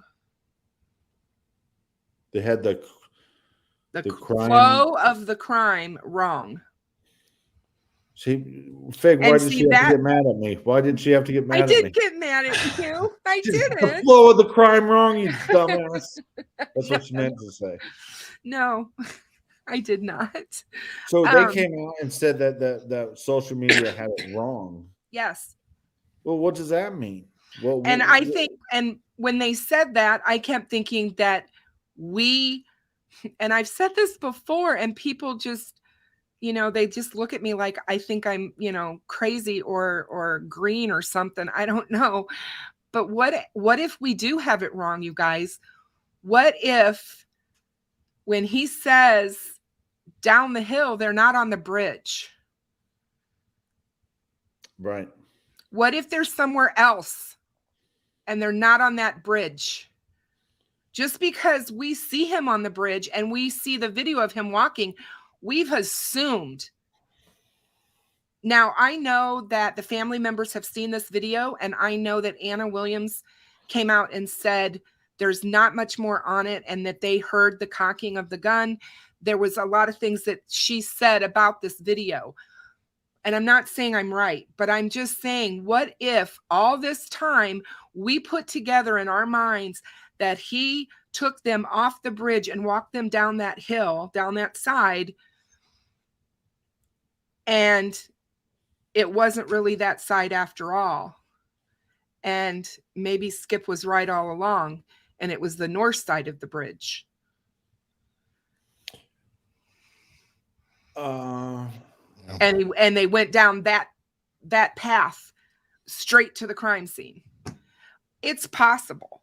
I still do not understand at all why anyone would put that creek in the middle of his path of where he wanted to go with them or take them or whatever. Well, and I don't see them running into ice cold water. I still don't 100. I mean, obviously if law enforcement comes out and tells me different, you can't convince me 100% that they weren't moved to a different area at some point. Somewhere in the park, because what time does Derek get there? About 1:30? Derek got there at about 3:10, 3:15. Okay, yeah, sorry. 3:10, 3:15. So at 3 o'clock, basically, then 4 o'clock, there's a lot more people there. They're searching that park. It's not this gigantic park. No. It's like at some point, whether you cross that bridge or not, or you go to the side of the bridge or you go along the waterway, at some point you're in that area and there's no foliage. There's nothing covering up these individuals. So if they were already deceased, I think they would have found them, but they don't find them till the next night. And that makes me wonder too, is like, did he take him off the premise? Did he take him somewhere else? Well, we only can go by what law enforcement has told us, and they told us that they died where they were found, and that it was all over by 3:30. Yeah, but when did they tell us that, and did they change their mind? Fig, how do you feel about that? I mean, they also came out with a sketch that looks nothing like the individual that they arrested. Now, wait a minute. You saw my picture that I put up, right? No, anybody that tells me that sketch 2 looks like Richard Allen, no. Sketch 1 does, and you changed it. Yeah, but they didn't have look at that picture of Richard Allen, and look at that picture of Young Bridge Guy. That is the same guy. But they didn't have a goatee. What? They didn't have a goatee. But if you put a goatee on him, he looks just like him. Look at the eyes. Look at the eyes. Look at the nose. You got to remember, a sketch is not a photograph. I wish it went Doug Carter on you. Yeah. Wow. Went straight Doug Carter on me. Remember, no, my favorite was when he's like, yo, it's both of them.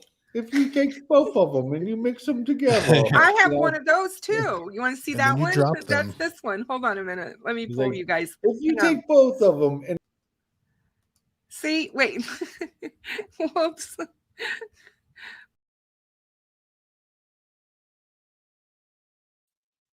Now he's starting to look like me. No. I can't remember who did that and sent that to me, but I do have the sketch where they combined the two over the top of each other, which is what he said. And you drop it and there he is. Yeah, I've never had a problem believing that the sketches look like Richard Allen ever. In fact, the first day that I saw him after they announced his arrest, when we actually saw a picture of him, I almost fell out of my chair. I'm like, oh my God, that's Bridge Guy. Yeah. I mean, that's what I thought. It's also sketch 1, right? I mean, yeah. There was a lot of people online that said he didn't look like sketch 1, and it's like, yeah, looks pretty close to me. And like you said, I mean, you throw a goatee on him, kind of looks like sketch 2 as well. Oh yeah, for sure. I admit that I'm wrong. I'm sorry. You're not. Sorry, Miss Carter. Yeah, at least you admit it. You don't double down on it. No, that's just my favorite. It's like, maybe if you take this one and you turn it upside down, and then you blindfold yourself. Had a baby, and then maybe they look like each other. I think it's because of what we've had in our minds. Our minds are funny things. We how we process information, what we take in, how we visualize it, and everybody sees it differently. Captain, what you see and what I see are not the same thing. Same with Fig. He can look at something, I can see it completely different. Yeah, the difference though is when I look at something, I'm right. Except the things that are unexcusable is it's Tony Klein when he was 30. Like, why the hell would they do a sketch of someone? A sketch is so that people help recognize them. Like, hey, has anyone seen this guy when he was 30? Yeah. No, how does that make any sense? And the thing is I would pay a pretty good amount of money to talk to law enforcement after the case was done, because I believe either it was some tactic or that they had somebody roughly in mind for the 2019 press conference when they changed directions. Yeah. I will bet you that money, whatever you want to bet. That's our side bet. No, but I agree with Fig, where there's two things. One, they're either straight up talking to an individual that they thought was possibly Bridge Guy, or they're talking to a fictitious person. But either way, there was a reason why they were changing their strategy, and I would really like to know what made them do that. And maybe it's just as simple as maybe since the time they released the photo that they had different eyewitnesses saying, no, he looks more like the other sketch that you have. I mean, we won't know that until obviously, I wouldn't be shocked if different people from law enforcement come out and write a book about this. Because, Me either. I mean, if Tobe or Carter wrote a book about it, I mean, I'd be interested in what they would say. Fig, do you want to speak to why you think law enforcement didn't know who Bridge Guy was? Somebody asked that they want to know your opinion on why you feel that way. Especially this is Finn, everyone. Say hello to Finn. Hello, Finn. He's my buddy. He's my friend. I think in 2019, why they didn't know who it was is that tactic that they use is to shake things up to see if someone moves or someone acts different, and then they get drawn to them like a light. So it's like they were in the dark and they need a light to flip on. That way they go to that light. So they were in the dark. They didn't have a clue. So they had to shake things up because it was already 2 years, nothing. They couldn't just keep telling people, well, we haven't done anything. We're just doing the same thing over and over, not getting results. So they had to try it. And it was maybe like a Hail Mary, but at least they tried something. And if it didn't work, it obviously didn't right away, didn't get them what they wanted. But yeah, I don't think they knew, because I mean, there's that one Doug Carter thing. They're like, the lady asked him, I forget what network is on, have you talked to the killer yet? He's like, no, I have not. There's little things that they'll say sometimes very bluntly, like, yeah, he doesn't think they know who the killer is. I mean, he said it right there. It's point blank. And yeah, but they also asked him if they thought the killer was in the room, and he said no, but I believe that they were listening. Yeah, that's from the same psychological profile that people, these types, they follow themselves in the news. They're narcissistic. They want to hear about themselves. So I think all of those responses were based off of that psychological FBI profile. I guarantee you he was watching this case. They said that when he would go play pool, he talked about the case with other people playing pool. So guaranteed. It's probably in your chat, Kristen. He probably listened to True Crime Garage. Oh yeah. I mean, he probably, for all we know, he left comments in the comment section. I mean, we I'm sure we don't know. I mean, there's people on Reddit that have disappeared. And they disappeared at the time he was arrested. And these were big profile people on Reddit that commented all the time and spoke all the time. And people wonder, there's a lot of people that wonder about that. Why would they just up and disappear when there was an arrest? But there could be a possibility too that this guy wasn't a big internet guy, and that he just stayed away from the internet, because if I didn't know much about the internet, I'd go, man, if I go on this chat group, are they going to be able to track me down? Yeah. So he might have just stayed away from it. And look, I mean, if you've been to any local bars there, especially before their arrest, this case was being talked about. Oh, for sure. It's a small, little, tiny community. Yeah, so for a guy like Richard Allen to be playing pool and asking a couple questions here and there, it wouldn't jump out as suspicious to anybody, No. Oh. Yeah, he did. He changed his facial hair, shaved his head. Yep, he did all of that. He changed his appearance. For sure. I would really would like to know more about what his wife thinks and feels about this. I mean, know. That's the other thing too, though, is like we do this weird thing where Becky and Kelsey, they're heroes, right?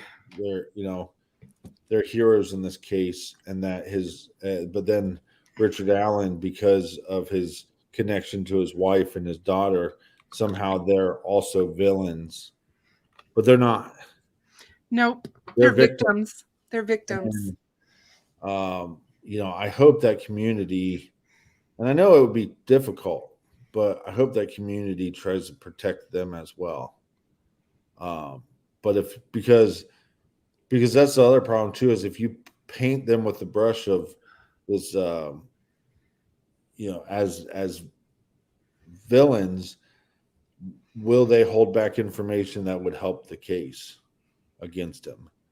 But I have reason to believe that if they know anything, that they will be giving that information to law enforcement. So I go back to, I don't know if you've read the book by Carrie Rawson, A Serial Killer's Daughter. She's BTK's daughter. Yeah. Okay. And she is very active on Twitter, and she's very active in the true crime community after years of trying to come to terms with what her father put their family through. And she speaks to this, and it's something that's going on right now, because I don't know if you guys have heard or not, but they're looking at two murders in and around the area in Wichita, where BTK could very well have been the perpetrator of these murders. And they just this week searched his jail cell. And she doesn't believe that her dad was involved in these murders, because they don't fit the victims don't fit his type of whatever. And neither does the motive, how they were killed. But anyway, but all that, that the problem with all that stuff, and it's funny because I think John Douglas kind of did a disservice to everybody when he comes out with Mindhunter and you come out with Silence of the Lambs, where it's like a killer kills this way and that's the only way they kill. Yeah. And it's like, that's just factually not true. And as far as victims go, that's not, they might have a preferred type. But that doesn't mean that they're not going to kill outside of that type. But I think the tough thing with the BTK is then you have to wonder. I mean, he was one of the most he confessed more than most serial killers ever do. Same way with Dahmer. But if BTK wanted the notoriety. Yeah, and where I think Dahmer wanted to he wanted atonement for his sins or something. And I think that's why he confessed. But there's still cases in the Dahmer realm. I believe Dahmer is responsible for killing Adam Walsh. And I think there's a bunch of evidence that points to that. You have, when he was arrested, you have all these eyewitnesses in Hollywood, Florida, come forward and say, I was there the day Adam Walsh was kidnapped, and the guy that they just arrested in Milwaukee was the guy that I saw. And he worked, 12 miles from the mall in which Adam Walsh was kidnapped from. And that's one that Dahmer would never confess to. And then there was another murder that took place when he was overseas in the Army that matched the way he kills people, his MO, everything, that he never confessed to. So I would assume that there's possibly some cases in the BTK realm that he hasn't confessed to, but I would think that those would have to be very heinous crimes and cases that he just didn't want to connect himself to for whatever reason. But he admitted to killing families and killing children, and it seemed like he was an open book as far as confessions go. Yeah, and he was. And so, and he said that he did not have anything to do with any of this, these two cases that they're looking at. So, but it's one of those things where, hey, Aspen, good to see you, my dear. It's I don't know, it's just, to me, it's just kind of mind-boggling. And to come back full circle, it's kind of like what the captain said. This Delphi case is just insane. I mean, we've all looked at so many different cases, and I have never, ever seen a case with so many twists, turns, and upside down, and you know, you think you're in the you think you are in the upside down. Well, yeah, because what Stranger Things. Name me a case where you can sit there and talk about a press conference from 2017, and everybody that's followed this, case pretty much knows what you're talking about. Or, hey, what about that press conference from 2019? We all kind of know. I mean, not to plug my brother's book too much, but that's one of the things that I thought was so fascinating about his book was he was just takes you back through every announcement that they made. And I, what a Fig, what's going on? Why is everybody being mean to you? I don't know what I did. I don't know. That just is bothering me. I'm gonna have to get together with these guys and find out why they're picking on Fig. Because he's a jerk face. He's a big jerk face. I mean, just look at that. I mean, he looks like a jerk face. No, but it's like, think about how many press conferences and news releases or the change in the sketch. There's all these moments that we all lived through that made us just question this case more. But I do feel like it played to the advantage because let's just say that they came out with this video and they came out with the audio and it just died down. They wouldn't have been able probably to pull as much resources that they were able to. And this case might never have been solved. For sure. Well, okay. We don't know if it's solved, but we can say that we don't know if there would have been charges brought and a trial would happen. So, yep, I think public pressure definitely helped. You guys do know that Keegan filed on my case that he is keeping his guilty plea. Yeah, but isn't that only to a percentage of the charges? And he's keeping everything the same as I think all 25. Right. They dropped 5 charges. He had 30, and they dropped 5. And everything that was agreed with Andrew Aki is, as far as I know, because that's what he agreed to, and then he fired him. He's saying that he's sticking by that now. Well, it's probably the best deal for him, right? If he pleads guilty, he's going to get lesser time. I don't know, Ruckus. I honestly don't know how anyone could not like Fig, but not love Fig. He is just amazing.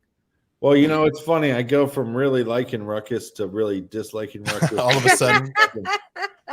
Ruckus is a smart man. He's a very smart guy. He is a very smart guy. Captain likes it that I disagree on certain things and ask him different questions. I'm not like, oh, well, you have this big old true crime podcast, so everything you say is right. I'm able to, defend myself a little bit. He doesn't like that. He's not used to people defending themselves against him. He's a big bully. Actually, that's all I'm used to is people telling me I'm wrong. I don't see him as a bully, but I do believe that he is not a person who likes just yes people who just agree with him on everything. He'd rather have a good discussion as to, well, why do you feel that way? Tell me, and just like I did earlier, and he's like, oh my God, she's right. I never hear him right. It's the only way that you can learn, and I think that's what's one of the problems with just like the true crime community in general is that we get so fixated on a thought, and that we're right, and that's also politics. It's like I'm red team, I'm blue team. Well, okay, you're part of 2 dumbass teams, that aren't doing anything. you know, and so I think you see a lot of like that tribalism in true crime, and I think that sucks because once you get hooked to that ideology, you're not looking for the truth anymore. You're just trying to go out, and I think that's one of the things that happened with Skip. Well, Skip put out this theory. It was always a theory, and then all of a sudden, once he put it out to the universe, it was fact. Yeah. And then once he felt like he had to defend himself, he doubled down. Yeah. Because he felt attacked. And if it was me, I would have just kept saying over and over, it's just a theory. I could be wrong. Could be wrong. Exactly. But it's a theory. And it's also a theory that makes a lot of sense because there's a lot of cases where eyewitnesses or people that law enforcement have talked to initially in the initial investigation become prominent suspects. I mean, you think Richard Allen's one of those? Because, you know, they talked to him within a day of the murders and he was a witness. So, yeah, right. You're right. Well, and that's the thing is if you listen back to our 3 episodes and every time he says DP, if he says RA, you go, oh my God, this guy solved the freaking case. Because everything in his theory, like even with time gaps and everything, or where he parked or how he thinks he left the park, all those parts of the theory make a lot of sense and line up with Richard Allen as well. And Skip and I did a show where we talked about a hitchhiker, and we talked about this person that left the woods that was wearing, you know, the clothes and all of that. And, you know, come to find out, whoa, we got somebody walking down 300 North, bloody and muddy. I mean, we thought that somebody must have seen him that day. And we were right that somebody did see him that day. So, and maybe more than one. We just don't know yet because we don't know all the witnesses. We don't know everybody's account. They didn't put all that in the PCA. They're not going to. No, and I think that's the thing too, is like, so then you get a guy online that, you know, he, you know, in his defense, I think he went almost nuts trying to defend himself. And it's like, I kept telling him, Skip, you don't need to defend yourself. I mean, people have told me over and over, and I think we've talked about this on the show before. Sometimes the first thing people say to me is, I love your show, but I disagree with you on the JonBenet Ramsey case. And it's like, I don't have a theory. I don't have a POA or POI. POI. I don't have a POI. We because that was a 6-part episode, you know, most of these cases, we have 6 days to dive into the information as much as we can to try to present the information as factual as we can. And sometimes, like this case that we just recorded today, we were in contact with the family all week, begging them. They begged us to do the case, and we were begging them for more information and never received it. You know, so some of the things are out of our hands. And look, and sometimes a couple of weeks ago, we had a family that like said, hey, can you cover this case? And they were going to have one of the members on our show. And then they backed out last minute because they felt it wasn't safe, which I totally understand. And I'm not going to put anybody in harm's way. But now I got to come up with 30 more minutes of information that's, you know, relevant to the case, but also paints a better picture of the case. So it's a tough thing. But with the JonBenet Ramsey case, we knew that we were going to do that 6 months out. So I was able to like constantly go back and look. I probably know that case better than any case that we've ever covered, between that one and maybe OJ. But my final conclusion was that she was murdered. That's it. You know? Yeah. And I don't know who killed her. And if you tell me that you think the mom did, I go, well, congratulations. You know, we agree on some level. I just think she was murdered.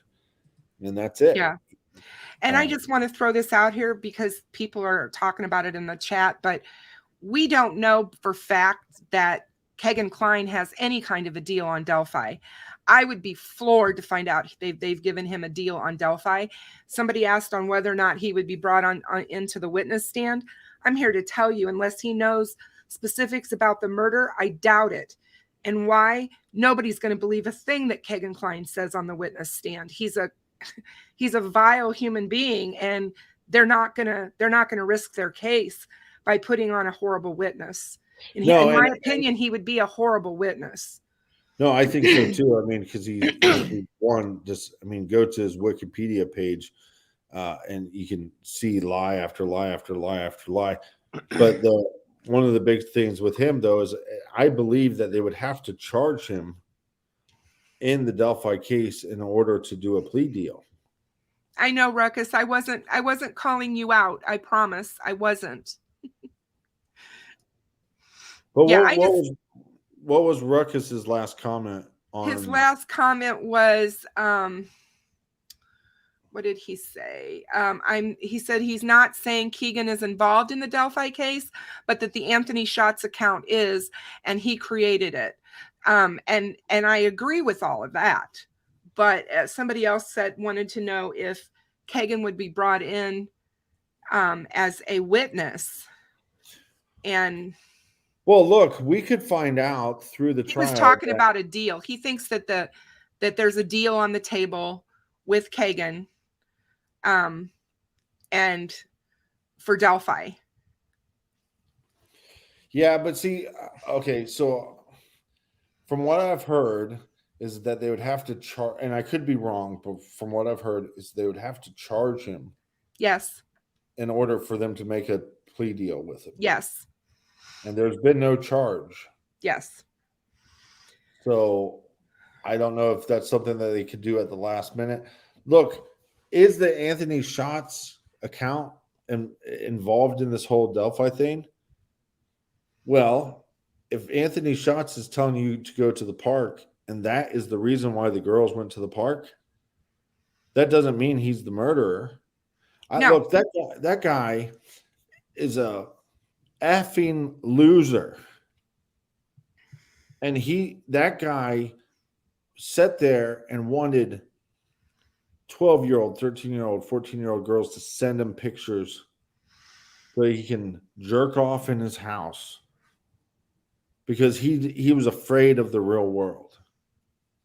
He didn't want to go out in the real world because the real world offered rejection. And so he could live behind this lie.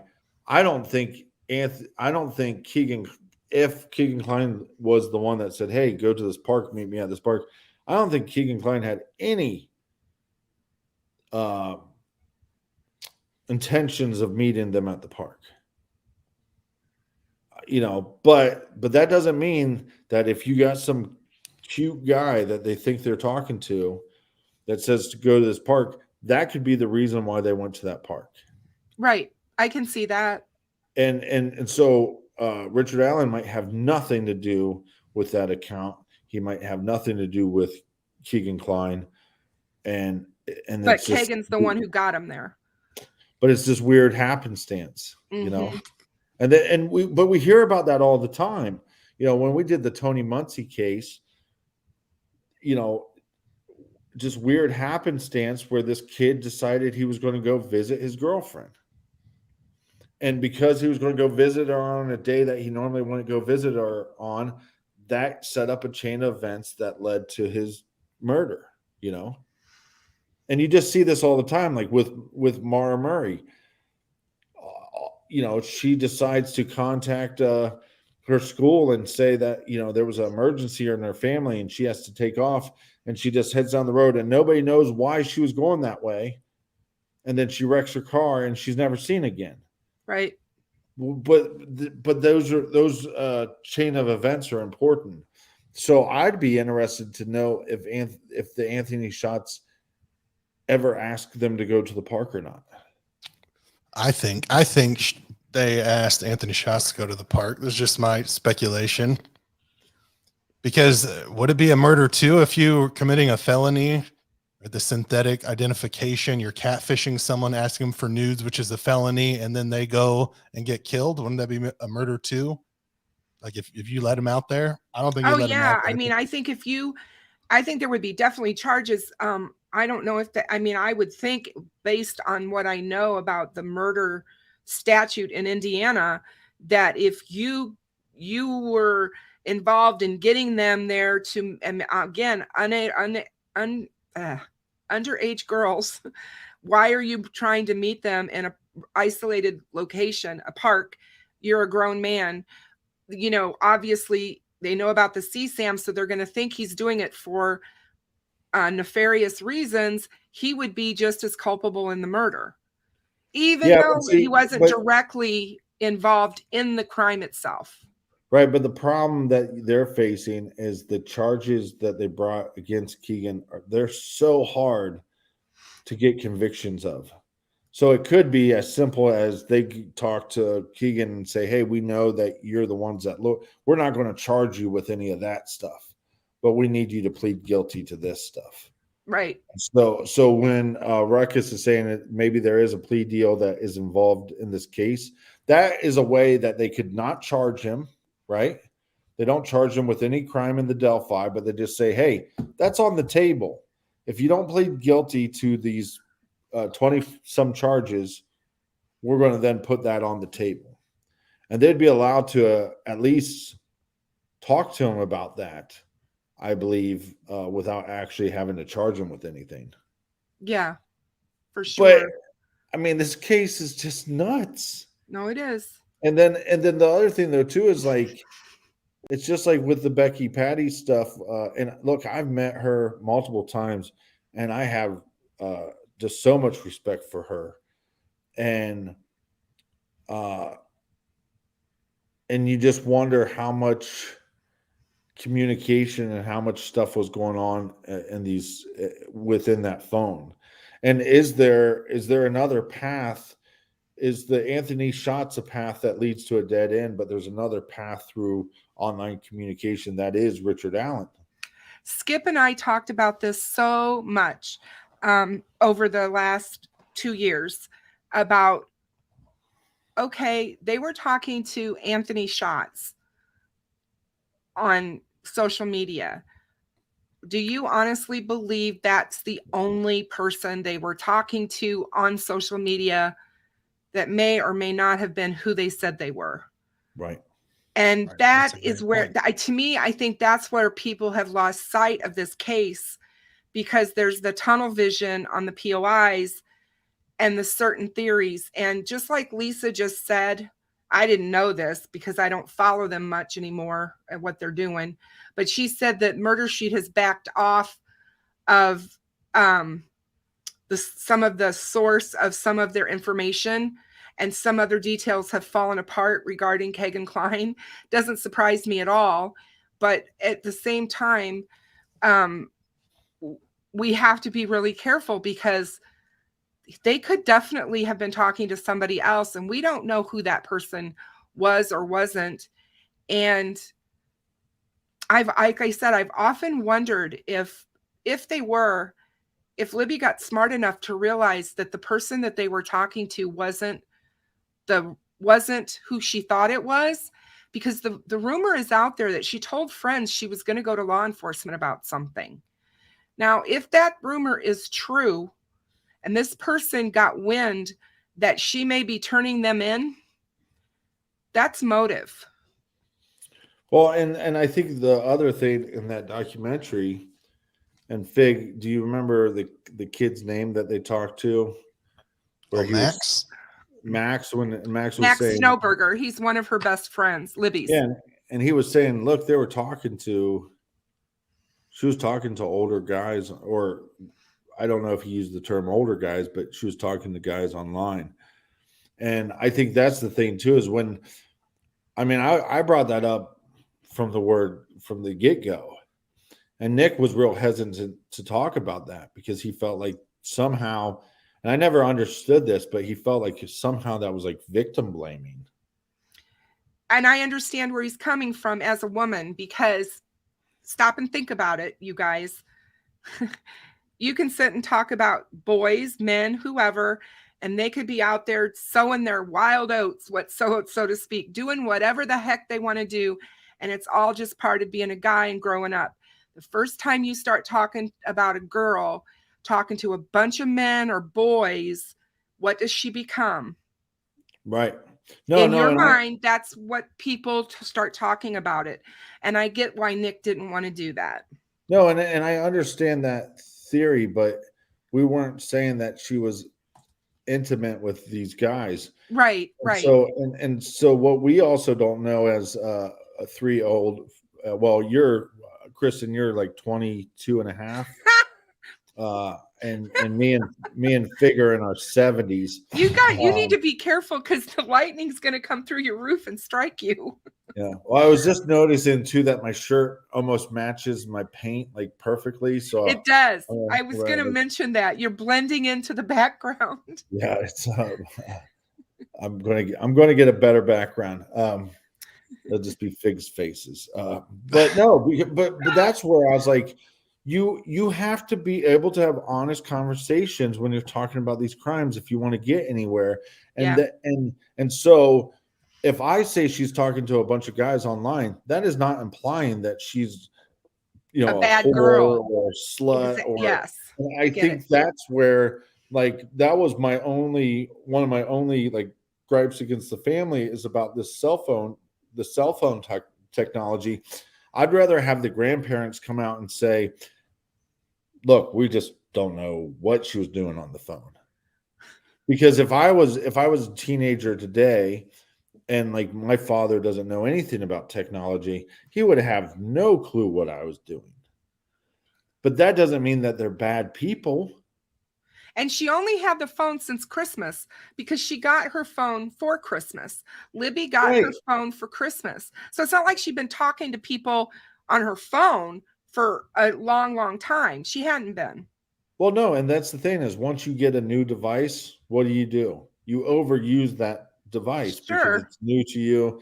And it's like, and so, yeah, what probably she would have learned through herself is like when we say, oh, there's this person that she might have wanted to go to law enforcement about, she might have been learning at that time, oh man, you can't trust everybody you're talking to online. I mean, she was not an ignorant girl. She was not so like oblivious to the world. And so I think there was things by her talking to individuals online that she didn't know personally that she was now learning. But then that becomes a thing, again, and maybe law enforcement doesn't want to do this because was it Anthony Schatz that invited them out or did they invite Anthony Schatz out? And did they invite somebody else out? Right. But once you say that, then you go, oh, don't say that. You're victim blaming. And I'm so sick of that bullshit because it's like, that's what we're here to do, So let's answer this question for Ruckus. Let's start with Captain. Do you think whoever did this? Start with Fig. Oh, good Lord. Okay, Fig, let's start with you. Okay. And then I had to take off. I was going to say, I'm going to wrap it up here real quick. I got somewhere to be. Don't want to get in trouble. But I definitely don't want you in trouble. That would be awful. So I think with this case, just how I think is the more complex things are, the less likely they are, and the more complex things they are, the more evidence you need. So I was bigger when the Keegan Klein stuff was coming out, and you see the videos that I made when all that was, there's this third person, there's this connection. That's how I was. But once Richard Allen got arrested, I just started from, all right, here's new information. So yeah, at the time with what I knew, that seemed plausible. But now if I erased everything I knew about this case and just heard it, someone told me this story for the first time about, hey, there's this guy on the trail and yeah, he had a gun to lure 2 girls and then he ended up killing them. I wouldn't think, oh, I bet they were catfished and there's another person involved, right? You wouldn't go to that spot. So I start simple and I'm always open to be wrong. Show me evidence that there's another person, then all right. Yep. Great. There is. So statistically, I'm going to start simple I know it's a boring answer, but that's just kind of what I'm trying to do. And then Well, and also, let the go. I think Fig's right on the idea of like, well, one there's not much evidence to point, I think, to another person. Just because there's online activity, fine, whatever. But again, I'd be very interested to see like my nieces and nephews, how many people are, I bet they're talking to hundreds of people online, friends, Oh yeah. family. I mean, I know through the show we talk to more people, you know, through our show channels, but even through my own personal stuff, you know, there's people that I haven't seen in person for 10, 15 years that every now and then message me about whatever, you know. So in no way, shape, or form is that trying to paint them in a negative light. I just think younger people communicate a lot with a lot of people online.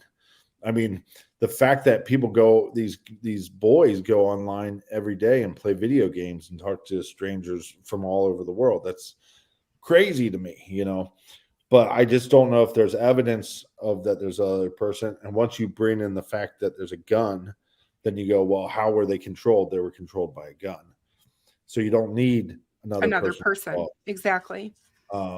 And because it took them so long to get back around to Richard Allen, to me, that this is an awful crime. And this being constantly shown in the community, if somebody was involved but on a lesser account, you think it would have got to them and they would have came forward. Exactly.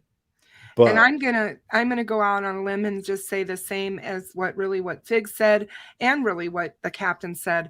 At this point, I was one of those people when I started my YouTube channel. It was right after the Anthony Shot stuff was delivered to us.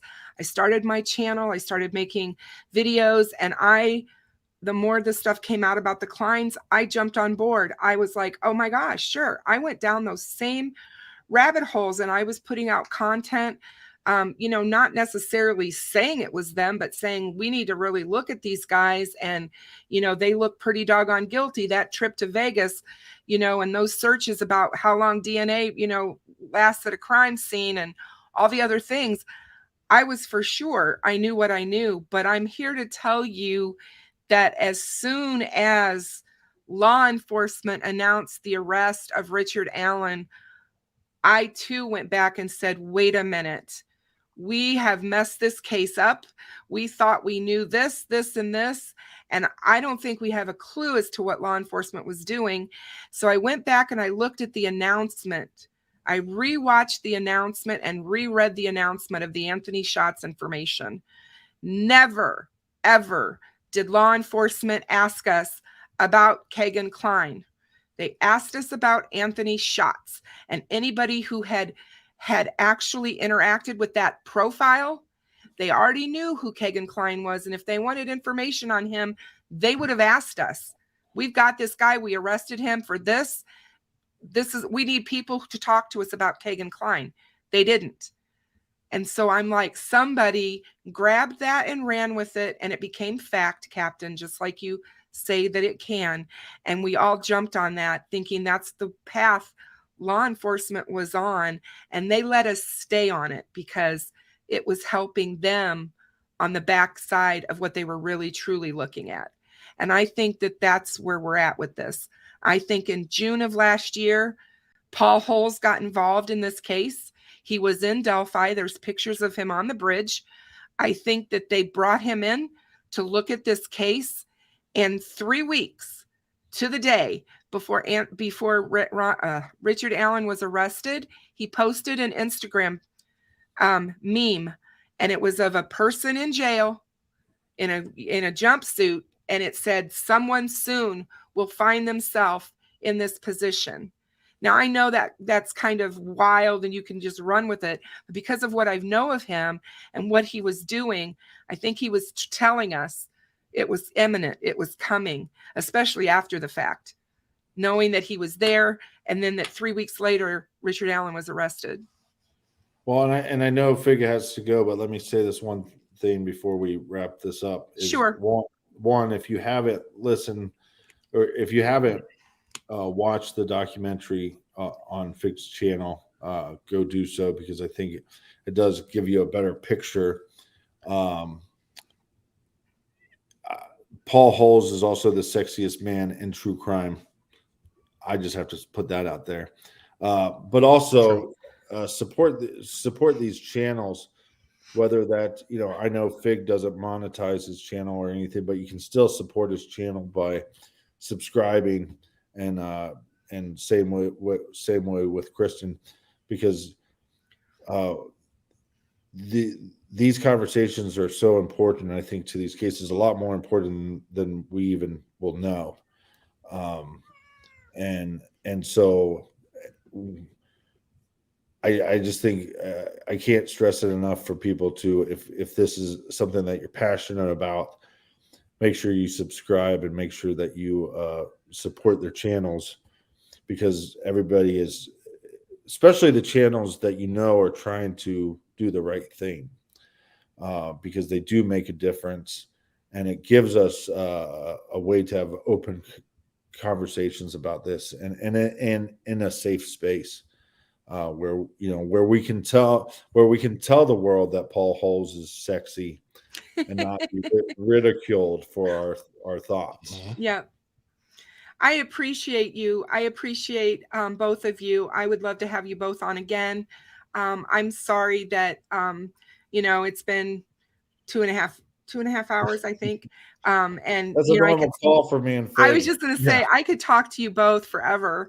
I mean, I could just sit and talk to you and bounce stuff off, because the conversations that we have are so eye-opening. I always learn something. I always feel like, man, it's just like I said to everybody when I prefaced it, you guys are two of the people that I would go to have a conversation like this, because you're great critical thinkers, and I appreciate it so much. And I know my community appreciates you.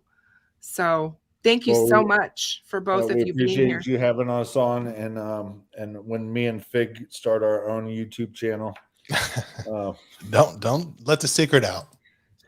It's called 3-hour-long conversations with Fig and the Captain. I can't wait. Inappropriate one. Absolutely cannot wait. I hope you have some late night ones too, so we can laugh. Yeah. Well, hey, I enjoy talking with you both as always, and you guys have a good night. Thanks. All right. Thanks, Captain. Thank you. Have a great. Bye-bye, Fig. Love you. Cheers, Fig. Bye-bye. Oops.